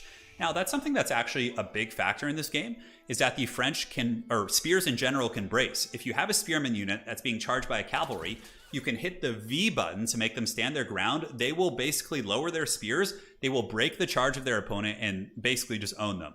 A lot of people don't know this, actually. Excuse me, sorry about that. Goddamn, Joe Rogan. Very fast feudal ages. Very, very fast. Pretty standard, honestly, with French. You want to get the control with the cavalry. So we have a Royal Knight coming out here, and we have no Royal Knights coming out here yet, I don't think. You know, it doesn't look like it. So yeah, we're getting an eco build coming in from Mixu. So it's going to be a little bit of a reverse of last game. Last game, we saw Striker doing more of like an eco build. But, or no, it was actually the same. Yeah, no, sorry, I got the players confused for a second. So Mixu, yeah, did the eco build last game. Wait, did he? No, he didn't. My brain is just totally backwards. Nonetheless, it doesn't matter.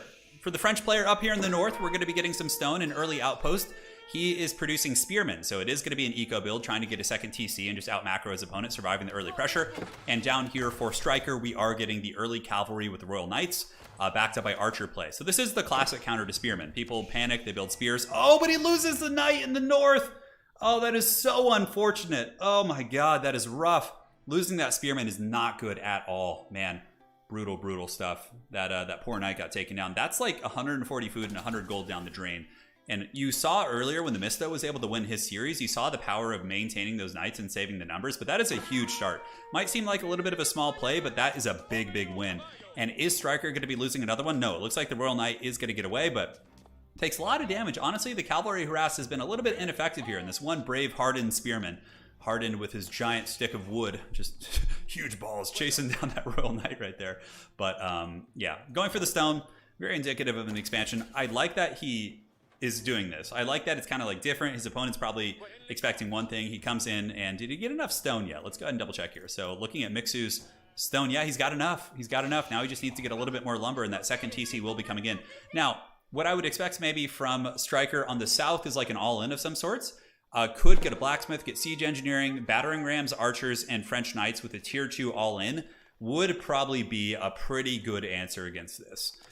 Do we see chivalry coming out yet? No, we have not seen the chivalry upgrade, just more knights coming out. Another house obviously might be a little bit close to being supply blocked down here. We can actually keep this down. No, I think it's fine. We could just keep it as is. So the second TC is coming up. The French Knights get a couple kills there. They are able to delay this. And yeah, oh man, he gets the cancel as well, and the TC is being built a little bit more defensively. Now the French Knights are actually getting some damage, taking out the spearmen, but this TC should be in range of the town hall, which can protect it. And this one brave spearman going to continue prison shanking these guys down. The workers are being forced back. The knights are going in pretty aggressively, but losing these knights here is not going to be worth it. One knight's going to be going down. Oh, the workers, they pull out their daggers and they got the surround.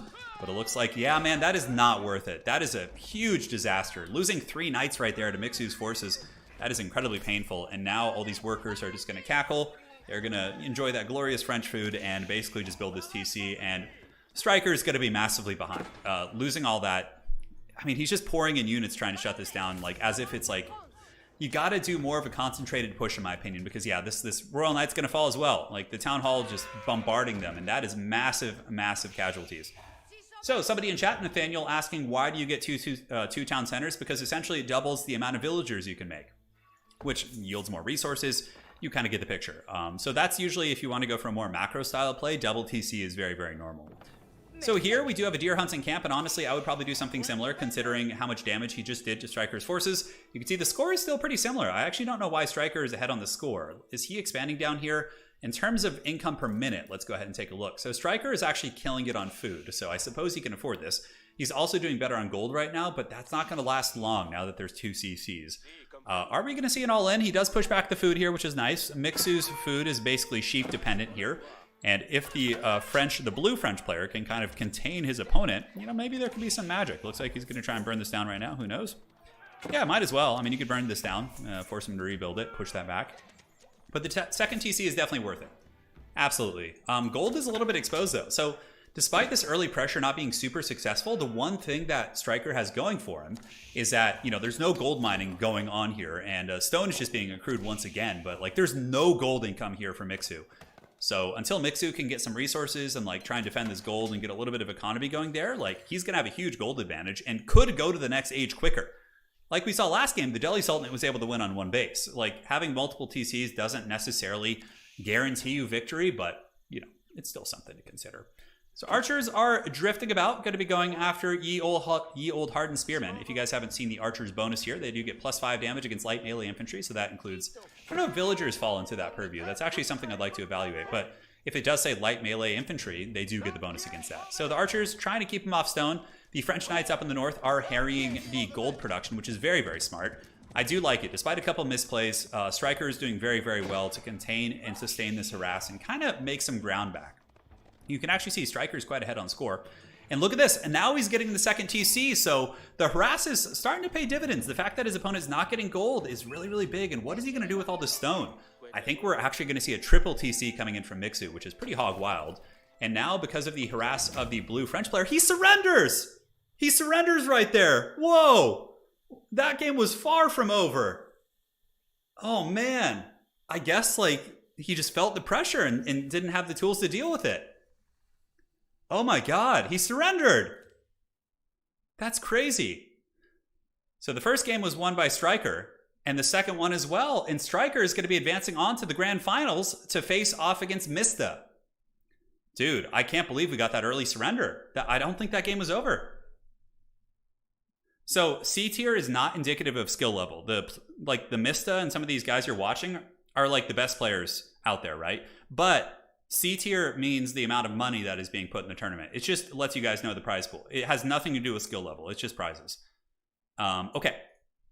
So that is going to be an advancement for the Striker. Let's go on over to our top 4. Striker advances. I definitely think that was an early surrender, but the game, Striker was winning.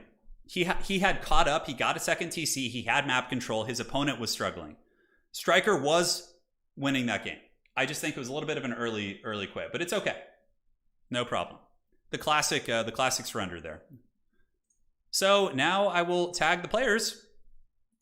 Let them know. Perfect. And there we go. So I'm going to tag him. So we got Striker versus Mista. It is going to be Black Forest. And for the other map, let me go ahead and get the other maps for him. We'll do it to it. We can do Altai as well. Altai is a cool map. You guys want to just put him on an island maps for some suffering? How does that sound?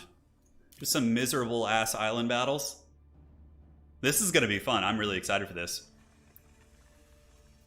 All right, so the other map we can do is going to be the, we've done French Pass. We can do King of the Hill as the last one. That's actually really fun.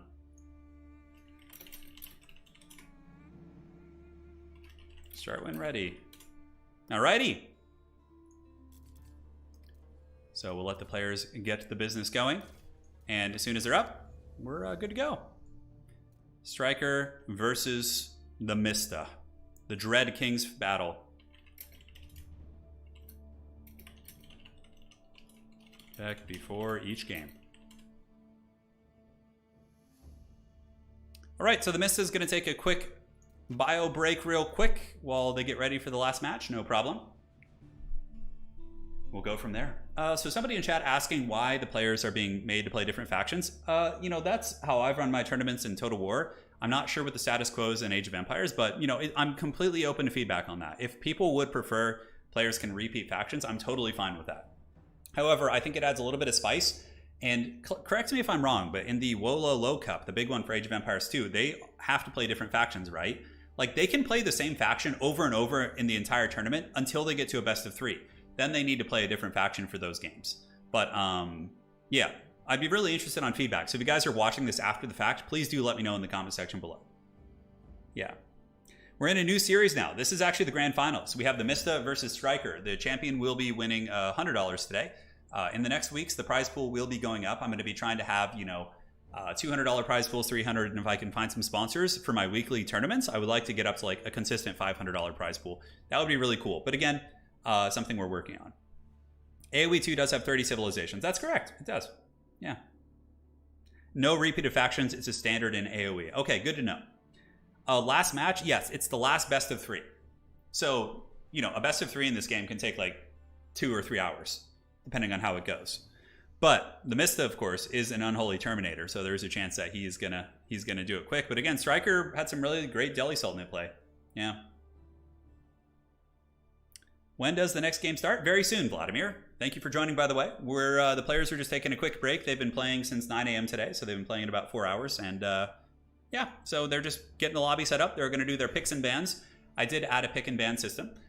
So and that basically, you know, allows the person who's picking second to not like just get, you know, like the player who picks first then can have a couple bans to make sure he doesn't just get hard counterpicked in the first game. Granted, the meta is very early on, but we're just experimenting with this. Yeah. Turin in Age of Empires 2, they're either a draft and ban system or a free pick, but no repeat in series. Yeah, so it's pretty similar to what we're doing, Big Oof. Thank you. Guac, so I was watching a lot of games earlier in the tournament. We actually had a ton of Rus being played. The Rus haven't been played so far in the finals too much, but we have been seeing them quite a bit today. The finals are best of 3, correct. Yeah. And again, based on feedback, I might make the finals a best of 5 later on. Like, if people want to do that, I'm not really sure, but... And if you want to play in this tournament, all you have to do is jump in our Discord, and when I make a sign-up announcement, you just go to the website and sign up. It's very, very easy. Players are not able to ban maps yet. I'm thinking about doing map bans as well, but for now, they're just preset maps. Correct. Rus have not... Yeah, I'm really curious what the players have been banning. You know, that might be one of the reasons why we haven't seen Rus yet, is that they're being banned, but if you're the first pick, you can always pick Rus, and then you could ban whatever, but who knows? Who knows? First time watching these kind of games, actually very interesting with commentary. Thanks a lot, Andis. I'm glad you're enjoying it. This is a pretty, I'm surprised, yeah. We got a lot of people here today. Thank you all for joining. Hey, Dries, with the link to Discord, so you can see that there. If you want to join the events, come and join the party. We have a section for Age of Empires, where there's a general chat. There's a looking to practice section if you want to get some practice with some tournament players. And we'll, of course, be adding more in-depth Discord elements like strategy discussion for your respective faction. I'll be doing all that soon. No, I hate island maps. Island maps are like the scourge of this game. They're just horrible, in my opinion. So, just gonna minimize, make sure the players don't need too much and that they're good. Good luck, have fun. Good luck, have fun. Let's have some water here. Watched all of your vids and now I get this. Are you in a cathedral? No, no. Unfortunately, I moved in. Well, fortunately, I moved into a new place, which is very nice. But I mean, we haven't gotten a ton of furniture yet. I'm trying my best to mitigate some of the sound, but it kind of bounces off the wall behind me. I've been slowly hanging up and buying furniture, but I ordered soundproofing equipment as well, or echo proofing, but it doesn't arrive till later this week. So Sorry about the cathedral. Hopefully the audio isn't too bad and it's bearable for you guys. Normally my audio is good, I promise. Turin, there are only a few civs that there should be no pick and ban system. We'll see. Yeah, we're just seeing how it goes today. I'm going to be collecting feedback, so whatever people say, we can switch it up. Turn the game sound up a little bit? Sure. Absolutely, my friend. So let me go ahead and do that. Turn the game audio up a little bit. Great. So you're all set. So Striker is in the lobby with the Mista. They're doing picks and bans now. Audio is fine. I'm glad to hear that. Barely distinguishable from your last places. Excellent. Excellent. Yeah, I put like a big piece of furniture. No, there's very little echo. Yeah, all right. Excellent. Excellent. Yeah, I got like a couple of things in here. I have a couple Haggard trinkets and whatnot. I'm really excited to see what factions they do in the future, man. I would really love to see, I just want to see the Hussars, like the Polish Hussars, just give me those and I'll be happy. My wife is Polish, so I'm biased, but I would love to see that for sure. Turin, love this tournament. Many AoE content creators host regular tournament series and would love for you to be the same. I will. I'll be hosting regular tournaments, but I also plan on playing in tournaments. So if there are other creators hosting tournaments, I'm more than happy to hear about them and I'll play in them and, you know, do my thing. Any thoughts of which civ is close to the Goths in Age of Empires? Ooh, I'm not sure. You see, I played Age of Empires 2 when I was a kid. I didn't play competitively. I just played for fun on my own, really. So I never like got into the competitive scene for it. So I don't really have a good cross-reference point. I was a master StarCraft player. I was pretty high ranks in Warcraft 3 when I was a teenager. But aside from that, I haven't played Age of Empires, too much. Yeah, naval maps are kind of, I don't like them in this game because what happens is the individual who wins the first naval engagement and just crushes their opponent's like fishing economy just wins the game. It's like just decided there. It's almost pointless to watch at that point. So that's why I really don't like island maps. Island maps are fun for like team games and thematic stuff, but typically whoever loses the first naval engagement at the feudal age just loses the game, which is really stupid. That's one of the reasons why I will not be having island maps in my events. I would actually like if they could veto maps as well. If I could like veto maps when I'm queuing, I would just veto the island maps every single time. Yeah. Hussars with pierogi instead of feathers, that'd be great. Speaking of, man, I would love some pierogi right now. I'm pretty damn hungry. All right, have they started yet? Nope, still in lobby right now. Just gonna make sure they have no questions. Don't want to rush the players. I know they've been playing all day. But for those of you guys, I see we got a bunch of new people joining the Discord. Welcome, welcome. We do have an Age of Empires section that you guys can enjoy. It's a new fledgling community. Yeah, Poland would be really cool. So what do you guys think would be one of the first Scandinavian factions we would see, like up from the frozen Northlands? I'm surprised we didn't have one. Yeah, I know in the promotion materials for Age of Empires 4 they had Hafthor Bjornsson just looking all massive with the counterweight trebuchet there. I was like, oh man, he doesn't have a faction in the game. Yeah, well, yeah, the Polish Winged Hussars could be an Imperial Age unit. Yeah, absolutely, you could add them at the end. Yeah. They would be like a tier 4 unit, like a really epic cavalry unit. I think that'd be really cool. All right. So here we are, Denmark, yeah. Fair play, fair play. So now we're loading into our match here. You guys wanted to see the Rus. It's gonna be the Mista on the French facing off against Striker on the Rus in the grand finals for today's tournament. So thank you all once again for spending your afternoons with this old man. But now we're going to have some fun. The first map of the day is going to be the Black Forest. So you can see we have a bunch of choke points. Holy Roman Empire certainly can do very, very well on this map, which is cool. Hey, Blackbeard, thank you for the kind word. Yeah, I appreciate that. By the way, what's your actual job? This is my actual job. Before I was a YouTuber, I was an athletic director. So I used to run sporting events and tournaments. Very similar. Instead of hosting esports events and gaming tournaments, I hosted real life sports tournaments, which was fun. Anyways, spawning on the east side of the map, we have our Rus champion Striker. On the west side of the map, we have the Dreadlord, the Mista. He's going to be coming in here with the French. Now, the Black Forest, really, really smart on this map. You usually want to go for early eco because each player basically has like this whole fish concave in the back of their base, which is very, very efficient to farm. Efficient to farm. You guys like that? I thought that was pretty good. But we're getting early lumber. Both players are going to be going for that. Honestly, on Black Forest, though, you can actually punish this by going for an early like rush. So you can go to a classic tier 2 and then just like rush them with battering rams, and you can really punish the fish economy. Granted, it looks like both players are going to be opting to go for just the fish and, you know, standard eco that you usually see here on the Black Forest. So yeah, the Rus definitely have some good tools. Rus late game, I think, have a slight edge against the French because Streltsy plus the high armory Rus artillery usually can win those fights. But again, I would say French have an advantage at tier 2. And tier 3 is, I would say, is a bit of a wash because the Rus can then get crossbows and help to deal with the French heavy cavalry. So French have the advantage tier 2. I would say that the Rus have the advantage in age 4. Tier 3 is a bit of a wash for both sides, and age 1 really isn't that big of a deal. So I think it should be good. Now, the first of the dreaded fishing boats coming out, going to be hunting down these deep water fish. You'll notice that the coastal fish only have 1,000 food. Deep water fish do have 2,000. So, you know, something I'm not sure about. I can't remember if the deep water fish actually give you more food per drop off. So we'll have to kind of keep an eye on that as we do progress here in this game. No early stone for either player. Both of them just going pretty hard on the lumber at this point. The sheep theft auto going down here. The Mista able to get a bunch of the sheep. And here, they're basically doing the exact same thing. Although Mista is going to be getting gold a little bit earlier, so we do see his villager coming out and setting up the mining camp here, whereas Striker has not even begun to start going after his gold, which makes me a little bit concerned.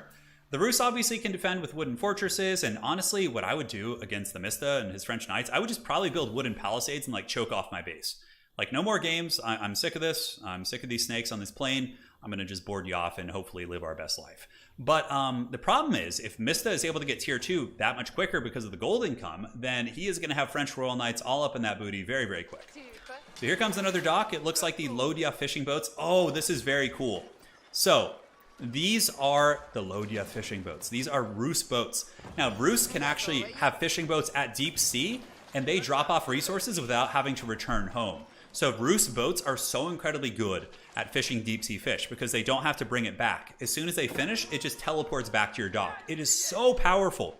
On top of that, Rus boats can be transformed into any other type of ship. So the Lodya fishing boats can be turned into a trade ship, into a military ship. You just have to spend some resources to do it. It's incredibly cool. I like that a lot. So very cool. Rus fishing economy, probably a little bit better than that of the French. Granted, the French do get some perks in terms of economics. They get the faster villager production, all sorts of neat stuff. Yeah, and it looks like here, Mista not going to be going for a rush, actually. Going for a mining camp, looking to get a second TC. I almost wonder if the Mista here is going to be going for the economic landmark for the French, which is such a rare sighting. It's like if you guys are coming from the Total War community, it's like seeing Helman Gorst in a competitive game, although that became a little bit more common, more like a Tretch Craventail. But we do have enough resources for the Mista to go to the second age. He's getting the School of Cavalry. I think it's too good of a building to pass up on, honestly. It's so much better than the economic landmark because it's multiplicative. Like, all your stables the rest of the game are just going to be getting a fat, erect 20% speed increase. I mean, how do you beat that? Like, the other one gives you, yeah, some cute trading, like, that's cool, but this is just so goddamn good. Yeah, the Rus fishermen are mages. They cast an incantation to teleport the fish back to the ports. Yeah. The Rus are, yeah, they're doing great at sea, man. I mean, they're killing it on food. If we look at the income per minute, the Rus are probably doing better. Yeah, Striker is reasonably ahead, not too much, but I am concerned for the harass coming in. Although this is such good positioning. I love this. This is a great counter here by Striker. He knows his opponent's going to be harassing. He basically catty corners his whole base like right here, and he sets up the Kremlin. The Kremlin is an amazing landmark that's like a wooden fortress, or a wooden keep, I should say. It shoots arrows, very good, can easily solo defend against a lot of French knights, and I think is very, very good there. So, wood economy going in for both players. Obviously, they both know the Navy is quite important here, but I think the Rus will have the advantage because the Lodya fishing boats will just go bananas on those deep sea fish. And the Mista going to be coming in with School of Cavalry versus the Kremlin. The Kremlin finishing pretty quick, so it looks like there was a gold transition I did not see. Oh, that's right! I am so sorry, guys. My commentary has been pretty false. I thought I was casting a normal game, but Rus actually get gold from their bounty system. So the reason why he wasn't mining gold was because his scouts were actually killing the deer, and that gave him 10 gold a pop. I'm so sorry, my commentary was off. He is not behind. He's not going to be susceptible to rushes. It's easy to forget when you're seeing all these different factions, but he is playing the Rus, and he's currently 225 on his bounty, actually, almost at the second tier of bounty, which would give him 10% harvest rate, and also hunting cabins would be a little bit more effective. So very, very cool. On top of that, we do see a second lumber camp coming out, so this is a pro tip as well. if you guys are basically mining into your forest, you build a second lumber camp to minimize the distance they need to return the lumber, which is very effective. Now the Kremlin has come out. You can kind of see its sphere of influence. I believe the range is a little bit longer, but we do have Rus against somebody in chat asking it's the Rus here on the east against the French here in the west. Two very, very common factions. But man, oh man, the Rus fishing fleet showing no mercy, cleaning out those deep water fish. The food economy for Striker quite a bit better than the Mista, simply because of that fishing fleet. The boats here for the French do need to return their fish, whereas the Rus ones do not. We see a second town center coming up here for the French, so good to be going for eco-French. We do have some French knights coming out, but probably will just be like 1 or 2. I don't think it's going to be too much. But now that they are tier 2, the Rus are going to need to start getting some gold, because gold ain't going to be free at this point. Maybe setting up a gold mining camp here with like a wooden fortress would be enough to deal with the French harass, but I'm a little bit concerned, although he is going second TC. So probably he'll take all of these stoneworkers and switch over to gold now, I would imagine. That's very, very standard, unless he's going for a triple TC, which, who the hell knows? It might happen. It might happen indeed. So on the other side, we got the Stone Vein going hard. Both players playing super eco, which I'm actually kind of happy about. I was hoping to get like a big epic battle in the Black Forest with like choke points and Streltsy and different things like that. You will see. So the mining camp is finished, or being built here, and now there is going to be some gold priority here for the Rus, because they pretty much cleaned up all the deer camps. Deer camp here, deer camp here. Oh, it's a massacre, the humanity, and a French knight trying to get in, but look at that. There's a spearman here. A wooden fortress is being built. The Rus are probably one of the best factions in the entire game at defending against rushes like this. So the wooden fortress is not only a defensive landmark or a defensive building for the Rus, but it also makes it so town centers and lumber mills nearby drop off extra wood, which is so cool. So basically all of these woodworkers now are going to be dropping off 20% more wood to this lumber camp. I mean, that's such a strong mechanic. The Rus just have so many good tools. A little bit of gold production going, slightly vulnerable. The French could harass it, but I think that the Mista has decided to just pull back and go eco himself, which is going to be interesting because pretty much every game with the Mista I have seen end in like 15 minutes. I don't know if I've ever really seen him get to the like super late game. Oh yeah, that's pretty good. Pretty good water right there. Some nice sparkling water. Yinning 200. Hey Turin, love your stuff. Don't get a chance to catch your live streams that often, but here's some cash for the birthday fund. Well, thank you so much. Granted, my birthday is in July, but for those of you guys who are coming over from the Age of Empires community, it's a running joke on my channel that my birthday is every day, which is pretty ridiculous. But, you know, I'll take it. I'm not going to complain. So the Mista pulling ahead on score pretty substantially. Income per minute favoring food for the Rus. Gold and wood advantage going to the Mista right now. So he does have the triple TC. Man, he is going full eco-French here. And, oh man, that's going to be tough. I mean, yeah, look at this. Wall off from the Rus. I do like that. He's going triple TC as well. Looks like for those of you guys who are fans of like late game, just heavy metal, just grindy battles, you are going to be getting that this match. So here comes the town center. The house being built. Food supply. Let's go ahead and take a look at workers here. So for Striker, he's got 48 workers right now. And for the Mista, he's got 59, man. That's so good. And you might be thinking like, oh, Mista is just making more workers. Well, yes, he is, but also the French get faster worker production based on the age they're in. So it's 10% in the Dark Ages. In the Feudal Age, it's 20%. And in the Castle Age, it's 30%. So that stuff just gets completely out of control. A little bit of French Knight harass trying to shut down the wooden palisade, and they are going to succeed. It looks like that poor worker has been taken out. And the Rus are going to be sending out some spearmen to push back the Royal Knight. And now we get the workers coming in to reinforce the wall. I do like this, though. It allows you to just kind of macro comfortably. And I do think that the late game for the Rus is good enough to basically justify turtling because of the Streltsy and the gunpowder and the high armory and all that sort of witchcraft. So better keep these spearmen nearby, though. They're going to have to protect that worker. Looks like they move in. And, oh, they were braced for that. Very, very nice. He actually braced the charge. And now they're going to be pulling back. There actually is an archer in the mix here, which is a little bit problematic. We might need to see some archers coming out here for Striker. Who knows? But the French Knights, despite going very eco, still can put a fair amount of pressure on. And we have some archers in the back just poking away at the walls. The Rus were not able to finish their wall off, so the dreaded French Legion, laughing all the way in French, shall be moving in and maybe pressuring here. Triple TC. Got blacksmiths coming in. This is going to be a hardcore macro game. Mista, though, crushing it. Oh my god. Where did Mista get that food boom? You see him right now? Whoa, 1,500. Okay, he's got the deer. He's got berries. Okay. Yeah, Mista just transitioned to a ton of food. And you know what? I've seen this from Mista before. I think he's going to try and end the game right now. He's just going to go like full macro here at tier 2, just start pumping out massive amounts of troops. And now you're seeing it. Archers coming in. This is such a hard thing to stop. Now the Rus should start building wooden fortresses here and get like a really defensive infrastructure set up. They can get early knights themselves, but this is going to be hard to stop. I don't know if he has enough military infrastructure, nor do I know if he actually respects the push enough. Yeah, Striker are going to be pulling back here. The Mista is going to be torching the gatehouse right here. And the Rus are pushing out once again to get a little bit of fighting in. Striker does get Castle Age, so he does have the age advantage. Now what that means is he could get Horse Archers, which I guess wouldn't be very good here against the Royal Knights. Probably what you want to do is just crossbows. Yeah, crossbows, crossbows, crossbows. Crossbows will destroy the French Knights. They'll do reasonably okay against the Archers. This gold vein is in big trouble. Wooden fortresses are also going to be necessary, but like the problem is this gold is super important. It's like the only one they really have here. And the Mista is going for the kill. He's going for the throat. Tier 2, is he even going for the next age? He is. He's getting the Royal Institute, which houses all unique technologies for the French, and they're 20% cheaper. So basically every faction has unique technologies, but that one has every single unique French technology, and it makes them cheaper, which is very, very cool. Yeah, all the way to the bank, laughing in French, yes.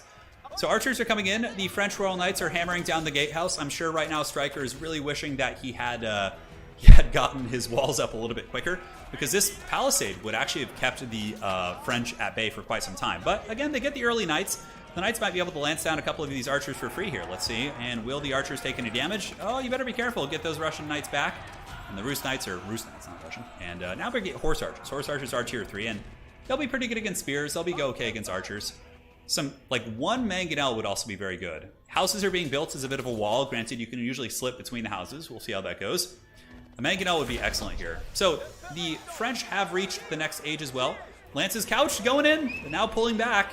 Are they going to be upgrading the cavalry to the veteran status or the standard status, because they do start as early knights? Up here we have the High Trade House. This is a great landmark for the Rus. It basically spawns deer nonstop, which helps you get to your bounty. Striker currently at 240 needs a little bit more, so the next deer he takes out will trigger that. And it also gives you gold from nearby forests, so you can see he's getting some pretty good gold there as well. Lox, thank you for the donation. Hey Turin, keep the content coming. Happy to catch a stream. Thank you. Turin, say that. No, I'm not going to try and say any French words on stream. I'm not going to embarrass myself. Look at the Mista. He's just like, he just gets like whatever little value he can, just like pinching out that value, man. The Rus have a pretty good defensive infrastructure though. They need to get more in gold though. They might fall behind a little bit there. Granted, let's look at the current resources.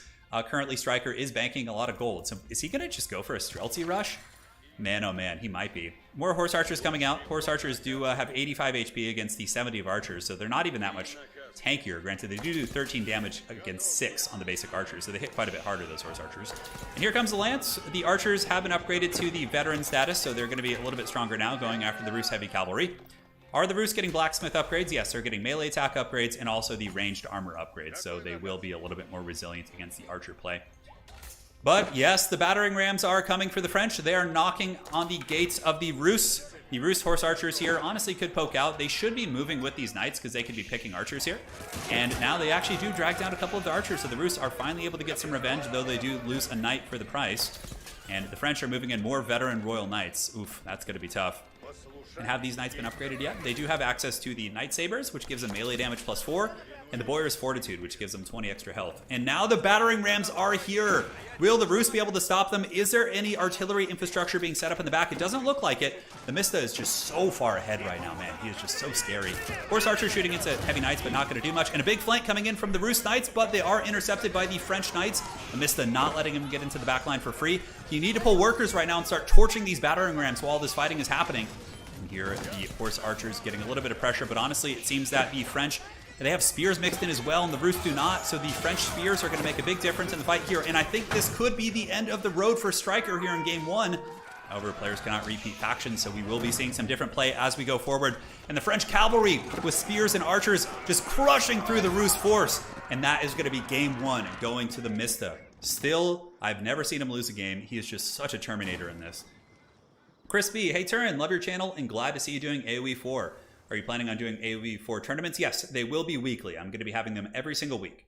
Yes. So you just need to join my Discord for that. Looking at the timeline, you know, Striker did a good job keeping up economically. He was expanding, but I think Striker's army comp just, he needed crossbows. Crossbows would have absolutely wrecked those French cavalry. And He went with horse archers instead, which just were not good at all. Horse archers were weak against like everything in that army. So I think that was the big problem. He needed crossbows, he needed a mangonel, and then he could have held that. But with his current army composition, I think it was a little bit too much. So let's go ahead and switch over here and get the next match set for you guys. Players will do picks and bans, and we'll go from there. It doesn't, yeah. Guys, Mista could be playing any faction. It doesn't matter. He is just that scary on everything. Yeah. It's pretty wild. His macro is so good too. Like even when he's harassing you, he's just macroing so well in the base. I'm gonna message the players. Okay, don't forget spec slot. Don't forget spec slot. Here we are. Grail Knights for the win. Can anyone join? Yes, all you have to do is get in my Discord channel and I make an announcement. I'll do a tag and you just join. It's easy. Anyone's welcome. Today we had a lot of newer players playing today. A lot of newer players. And they did well. I saw many of my friends who are just getting into the game get to the second and third round and, you know, end up, you eventually run into the Mista. But hopefully you'll have some time before that happens, you know? Yeah. Yeah. This next tournament that we're going to be doing probably is going to be a midweek tournament because I know that Genesis is next weekend, the big $20,000 tournament or $15,000, I don't know. I want to play in that, so I'm going to do like a midweek tournament, probably on like Thursday or Friday. Did I miss a donation? Let me go ahead and double check. Sorry.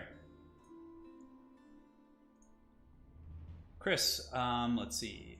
Yeah, so I'm doing more tournaments. Press your sleepy time ASMR. Thank you for the 20 bucks. Housewarming, pizza fun, moving, hungry work. Love the AoE 4 content. Your enthusiasm is infectious. Hey, thank you. Appreciate that. Felcon is playing. I saw him playing some games. Yeah, the Dark Lord of Total War is playing, so hopefully he gets competitive. I would love to see what Felcon could do in this game. Yeah. Although last time I talked to him, he was mentioning that he's not like quite as comfortable with the what's it called, like macro management element of like base building and stuff. Yeah. I want to see Mista lose a game just because, you know, it'd be wild. Yeah, it could be. So Mista cannot play French again, and his opponent can't play Rus. You know what? Striker is actually a really good Delhi player, so we could see the Delhi Sultanate being played. Yeah. Yeah, we'll see. Can I get a Discord link? Yeah, do we have, if some of the mods in chat could drop a Discord link, that'd be greatly appreciated. If nobody does, I will take care of that. Yeah, this is a lot of fun, isn't it? Elliot Hong, hey, I'm glad you're enjoying it. We're having a great time here. I'm going to be doing this every week. Thanks for helping me get into the game, man. I really appreciate it.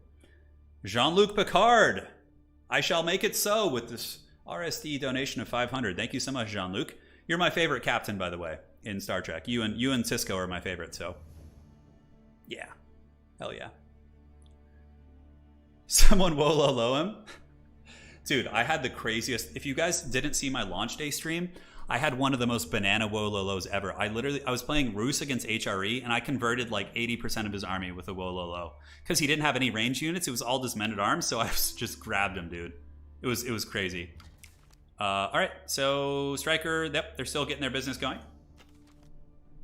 I'll be doing tournaments, yeah, weekly. Hey, Willow! Holy shit, man! That's a huge donation. That's like $100, I think. Damn! That goes much better, but here's for a new rug fund. Best of wishes, dude. Thank you so much, Willow. Really appreciate that, man. Looking forward to working with you down the road, man. Now it's just a crazy time. Thank you, Willow. Damn! That's generous. God damn, Joe Rogan. You guys remember the Chappelle Show back in the day? Man, that was, that was some magic. All right. Strikers in the lobby. They're doing picks and bans here. Some tactical action going on. That's a very, very serious donation. No games there. Yeah, today's tournament was pretty big. We had almost, I think there was a point where we had about 80 people sign up, and then after no shows, I think it went down to 70, which is pretty standard. We'll have midweek tournaments, also show matches as well. You know, donations like this, yeah, we can definitely have some cool show matches. Yeah, I want to get like top players and have them do like best of sevens on streams. Like the whole stream is just the best of seven between those two players. I think it'd be really fun. Oh, that's more like $700? Oh my god. Yeah. Damn. I miscalculated the switch. Dude, man. Okay. Jesus. That's $600, Willow, man. I really hope that's not a financial burden on you, dude. I really hope it's not. I always feel bad. I know it's hard times for people are losing their jobs and all sorts of wild shit going on in the world, but that is a mega generous donation, brother. So yeah, all right. Well, we're gonna have some good prize support for the next one. Thank you so much, Willow. Thank you, man. Thank you. Yeah. That's a wild one, all right. I got the currency translation wrong. All right, are the players ready? Hopefully this one will be entertaining for you, Willow. The Mista proving to be the unholy terror. We can actually go to his profile. You guys want to have some fun? Let's do this together. Hold on. So switching back to the perspective here while I wait for the players to finish their picks and bans. Let's go here and check this out. So Mista is on my friends list, I think. Let's see. He just appears as offline. I'm going to try and help him with this after stream. Okay, where is he? I don't think he's appearing online. Okay, he's down here somewhere. So he's in offline friends. All right, you guys ready to see some crazy stuff? Willow, thanks again. You want to see his match history? Look at this. He's played 74 games and he's only lost 7. His record is 67-7. If we look at his latest match history, just like blankets of victories. Yeah. Look at this. Just looks like he lost a couple in the early access when he was first learning, but yeah. Oh my God, just pure punishment. Yeah, it's crazy, crazy stuff. Anyways, going back up, let's see if they're in the lobby. Okay, they're still deciding, so we just need to wait here for this fine gentleman to get ready, and then we'll jump in and observe. Yeah. Bilbo, perhaps that is the scheme. I know. Yeah, it's pretty crazy. He is the Dark Lord. And he's playing good players too, you know? Yeah, sure. Deacon, I can change that. Yeah, absolutely. Hold on, I can even change the title right now. 1 second. Just adjusting a couple settings, my friends, while we wait for the next match. Thanks for your patience. Sorry there's a little bit of downtime, but it's the nature of the beast. All right, perfect. I'd just like to have tips on how to macro better in this game. I'll do a video on that. In my experience, macroing better is really hotkey function. Having really good hotkeying your military infrastructure and tabbing between it effectively and knowing the hotkeys for the units you want to produce. That's the biggest thing. All right, here we are. Game 2. It's the next round, baby. It's going to be the English. Mista's playing the English. This is going to be fun against the French, the classic fight of fights. You know, there might be a little bit of a rivalry here between the French and English, perhaps, but we will see who is going to be winning today. Yes, good. So we will talk a little bit about the English. What do they bring to the table? Well, they have a cool building here. Let's go ahead and look on the bottom and show you.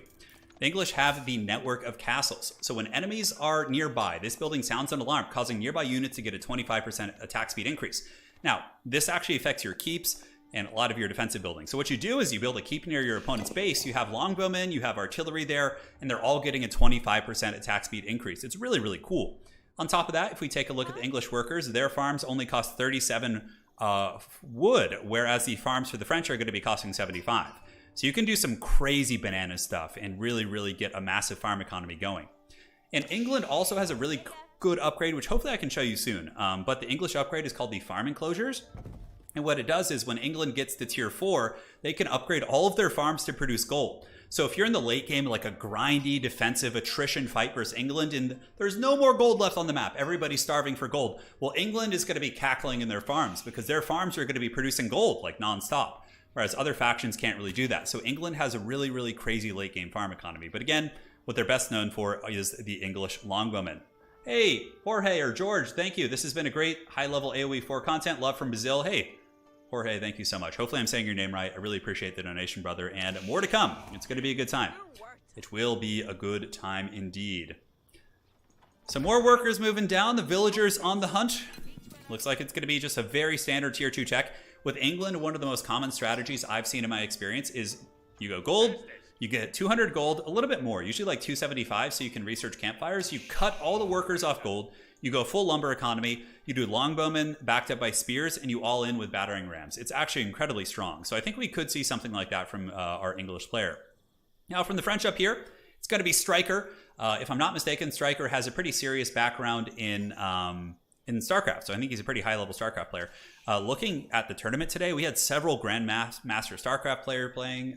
We had several Age of Empire 2, experts. I don't know, from Age of Mythology, Age of Empires 2. We had some really high-level folks playing today, so it's been a pretty good competitive event overall. But here we do have a lumber camp being set up in the shadows. The lumber camp is going to be used to build military infrastructure, so obviously that's going to build stables, barracks, all that kind of good stuff. Obviously not too much of a lead for either player, but it looks like we're going to get a council hall rush. So the council hall is the English landmark that you want to go with. It's typically the best one. What it does is produces English longbowmen at double the speed, so you can just get a massive amount of them out. Granted, they don't do super well against French knights, but they can place the palings on the ground, which does stun them, so you can get like really good static positions and harass. So typically against French knights, if you have longbowmen mixed in with spearmen, you can effectively counter French at tier 2, because French will come in with royal knights and their counter to your spearmen is going to be archers, but then your English longbowmen will heavily outtrade the standard French archers. So people often say that English longbowmen, oh, they're not good against French, that's weird, why are they not? Well, they are, they just don't kill the knights quickly, but they support the spears so goddamn well that the spears can kill the knights when the longbowmen can kill the French archers. That is more or less how that goes.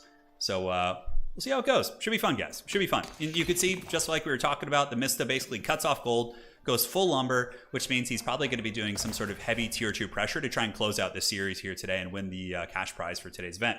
School of Cavalry is going to be the building here for Striker. A couple Royal Knights could get in there and harass. English workers, though, they are an ornery folk. The English workers, of course, have bow attacks. So villagers for other factions have to fight with their daggers, but English peasants actually have bows. So in numbers, they can actually drag down things like horsemen and spearmen and can do pretty well for themselves. And yeah, we'll see. Council Hall being built by what appears to be 3 workers, and the French Royal School of Cavalry being built by 3 workers as well. Players are going to be hitting that benchmark at pretty much the same time here. And the English can play a very tight game. That's one of my favorite things about England in general, is even if you lose map control, you haven't lost the game, because England can get a really good farm economy much faster than other factions. So let's say you're pinned in your base by the French. Well, you can just build keeps, you can build a ton of farms, and you can survive without having to really push out on the map, which is cool. So Striker gets to the feudal age slightly ahead of the Dreadmaster Mista. And here we have the first longbowmen coming out, and yeah, we'll see if they get the good palings. Yeah, spears. A spear longbow push with battering rams, I think, would be a very effective way to end the game against the French early, or at least try to. I do like this by our French player. I do like that Striker has gone out here and has taken the deers. It's a little bit greedy, but you know, you assume typically that the French cavalry will give you map control, but against the player like the Mista with a really good timing push, that might not be the case, because he is pumping out spearmen very, very quickly here. And if I'm not mistaken, this is something about England. They actually start with hardened spearmen. So other factions have to upgrade to hardened spearmen with 75 gold, but England actually gets hardened spearmen for free. So that makes them even better against the French knights in the early game. So pretty cool stuff indeed.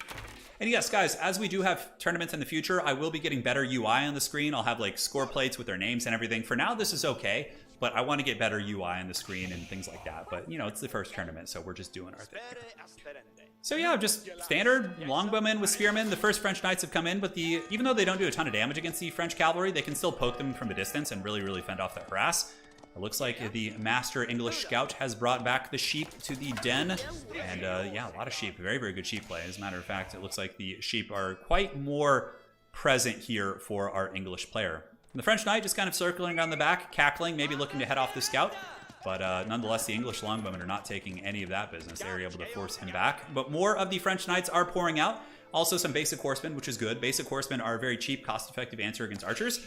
They do bonus first ranged, which is really funny because horsemen, actually, if they are to attack, let's say, a tower war elephant that has ranged in its name, they actually do get their bonus damage. It's a really funny thing. But horsemen, yeah, pretty damn good answer. Because you could basically have the French Royal Knights get in, push past the towers, eco-harass because they're armored, and have the horsemen go after the longbowmen if they overextend. Are any players going for TCs? Is there any stone being accrued? Let's go ahead and look. Income per minute. Neither player is going for a second TC. I think they're both very, very aware that this is probably going to be a 1 TC type game. It's going to be a big English push. Are we seeing a blacksmith yet? If we do want to see siege engineering for the English, they're going to need to get a little bit more gold, so they'll need to pull some folks to get on gold here. Dr. V, thank you for the donation. Great fun. Thank you kindly for hosting this. Hey, you got it, man. I'll be having it every week. Should be quite a bit of fun. So the English archers taking the high ground, poking at the French knights. But here comes the couched lances. There are some spears on the low ground, so the spear is going to be forcing them back. The hardened spearman standing hard and firm with his spear. And back in the base, let's look at eco a little bit. So we have 27 workers for the Mista. The French should have an advantage here, considering they produce faster. Yeah, so 29 for the French because of their passive, which allows them to produce workers a little bit faster. Now back in the center, it looks like there's going to be some light stone being accrued here by our French player, which means probably going to be going for a second TC. If he can keep the Mista in the base, looks like Mista is setting up wooden palisades on the northern edge of his base. And this is nice. If you can like force them to attack in this choke, you're pretty much safe. Down here, this is a very easy choke as well. And choking this off would actually secure you this relic right here, which would be pretty neat. So here comes spears and long. I mean, that is a meaty force, guys. Like, the Mista is so good at these timings where he just gets these, like, legions of units. And now you can see the French are already being forced back. And is this going to be one of those 15-minute games where the Mista just comes in and shows no mercy? Blacksmith, no blacksmith yet, so no battering rams, which means the French might be safe in that regard. Ooh, and they charge into a bunch of braced spears. And you can see the longbowmen just own the French archers. Brutality. And that's why I'm saying, like, yeah, I think the English have a pretty good little matchup against the French for sure. But it's easy to say that. Like, if the Mista was playing the Delhi Sultanate against, like, the French, you'd be like, oh, the Delhi seem like they're pretty good against the French. Or, you know, like, it's just whatever he's playing, right? So England moving in, moving out the longbowmen and spears, looking to go around the flank. Here on the downside, no wall-offs being done here. There's a French knight who could come in and do a little bit of harass back here, actually maybe take out some of these workers. But Mista's coming in, shutting down the gold, picking off workers pretty methodically with his English longbowmen, the dreaded StarCraft scoot and shoot. Striker pretty much loses all of his troops there. Now the horsemen are coming in, but they're going to get owned by the longbowmen as well. But this is like classic Age 2 English pressure. And the French Royal Knights are not having a lot of fun fighting these peasant spears here, basically. Now they're being forced back. Are we going to see a second TC? I think we're going to need outposts. Outposts are very good at stopping English pressure because archers and spearmen are pretty terrible against them, but honestly, I know it might be a little bit anticlimactic, but I think the Mista is just going to steamroll this game. His positioning is so good with his units. Like, look at the French knights being dragged down, while the longbowmen individually just pick off these French archers, which are a good counter against them, but there's massive casualties for our French player. And you can see the score is massively, I'm saying massively too much, but it's so apt for what's actually happening here, going into favor. And that is going to be an early GG for the forces of the French. Man. The English claiming victory in the grand finals. Mista is going to be our champion. So for those of you guys who say the French can't be defeated, there's a textbook case of early English pressure with the longbows and spears. And man, oh man, that was some really, really nasty play. I know you guys didn't get to see a ton of late game today, but I think that's just because he is that good at the game. He just puts his opponents down that quick. Yeah, crazy stuff. He is so good at this game, man. He's... like, he didn't lose anything today. I don't think he dropped a single game, which is crazy. So now going to make it official. Let's go ahead and rack it up. We can go to top 4. Mista will make his name nice and powerful. GG to him. He is going to be the champion of today's event. Yeah, man. He did. That game was over. He is a certified dreadlord. I hope he signs up for all my events because I would love to see his reputation be built up and then see challengers try and bring him down. So Mista is going to be winning this tournament. He will be getting the big old cash prize. And man, oh man. That is it. GG, well played. That was an incredible, incredible series. One-sided for sure, but still very, very fun to watch. And what we'll do actually is we can go to the Mista's profile. Hold on. And we can look at his other game. So he did have another game against the ACCM. So we can actually go look at that, I think. Let's see if we can pull it up. Because we could have a little bit more fun here. Match history. I think this is the one. Let's see. Checking right now. No, it's not that one. Hold on. Was it Mongolian Heights? Black Forest and Altai. And then might have been Mongolian Heights, or was it Confluence? Nope, that was earlier. We can go watch earlier games, or I could play a game. But, so for Genesis, for the big Genesis tournament, guys, I'm going to be casting it here as well. So you guys will be able to watch Genesis on my channel, but also the Elite Gaming channel. They're an awesome group of folks putting on this event. You can check it out on their channel as well. They'll be casting it, but I will be covering it, so you guys will be able to watch the big tournament here. I'll be playing in it, and I'll also be covering it. Yeah. Resistance is futile. Yeah, I know. I know, it really is. All right, guys, so that is going to wrap it up for today. Mista has won the tournament. He's claimed the $100 cash prize. We'll be back sometime midweek, late week, with another Age of Empires tournament. Also, Total War tournaments will be going down this week as well. And that is it for today. So I just want to sincerely thank you all for joining. It was a lot of fun. If you guys are new to the channel, come join the party. Come subscribe. It's going to be a good time. We're going to have some Age of Empires adventures together. I'll be covering, all RTS titles going forward. So I cover Warcraft 3, Age of Empires 4, Total War Warhammer, and also we'll be covering Frost Giant Studios' major RTS game in the future. So that is it. Take care of yourselves. I will be streaming tomorrow. Yes. And tomorrow is going to be myself playing ranked games. So if you guys want more, maybe I'll get some games versus the Mista. Oh, the final boss? Oh my god, he would punish me. Yeah. He would punish me for sure. Oh man, I could see. I could see if he wants to. Oh man, he would just get me so good. Yeah, I'll try and play him tomorrow. I'll try and play him tomorrow. Lore Master of Sotek, this is an official bribe to come on Lorebeards at some point in the future after you get back from Scotland. You got it, man. We'll do it. Yeah. Yeah. We'll do it. But guys, I'll be back tomorrow. I can assure you, today will be a relatively short stream, but we will be having another stream tomorrow and going from there. And a big thanks to all of you guys for the donations, especially Willow, man. Dude, I can't thank you enough for that. I've been going through some hard times recently with my family, and that helps a lot. Domingo, thank you for the $2. See you next time. Take care of yourselves. Congratulations to the Mista. A new Dark King has emerged in the Age of Empires community, and here he goes. Hadri's dropping some links to Discord if you want to participate in the future. But we are done for today. GG, well played. We'll see you next time. Next tournament will be Wednesday or Thursday. A pre-hype tournament for the next big one, and yeah, that's it. GG. Take care of yourselves. Spend some time with your loved ones. Pet your dogs, cats, whatever animals you have. And that's it. See you guys.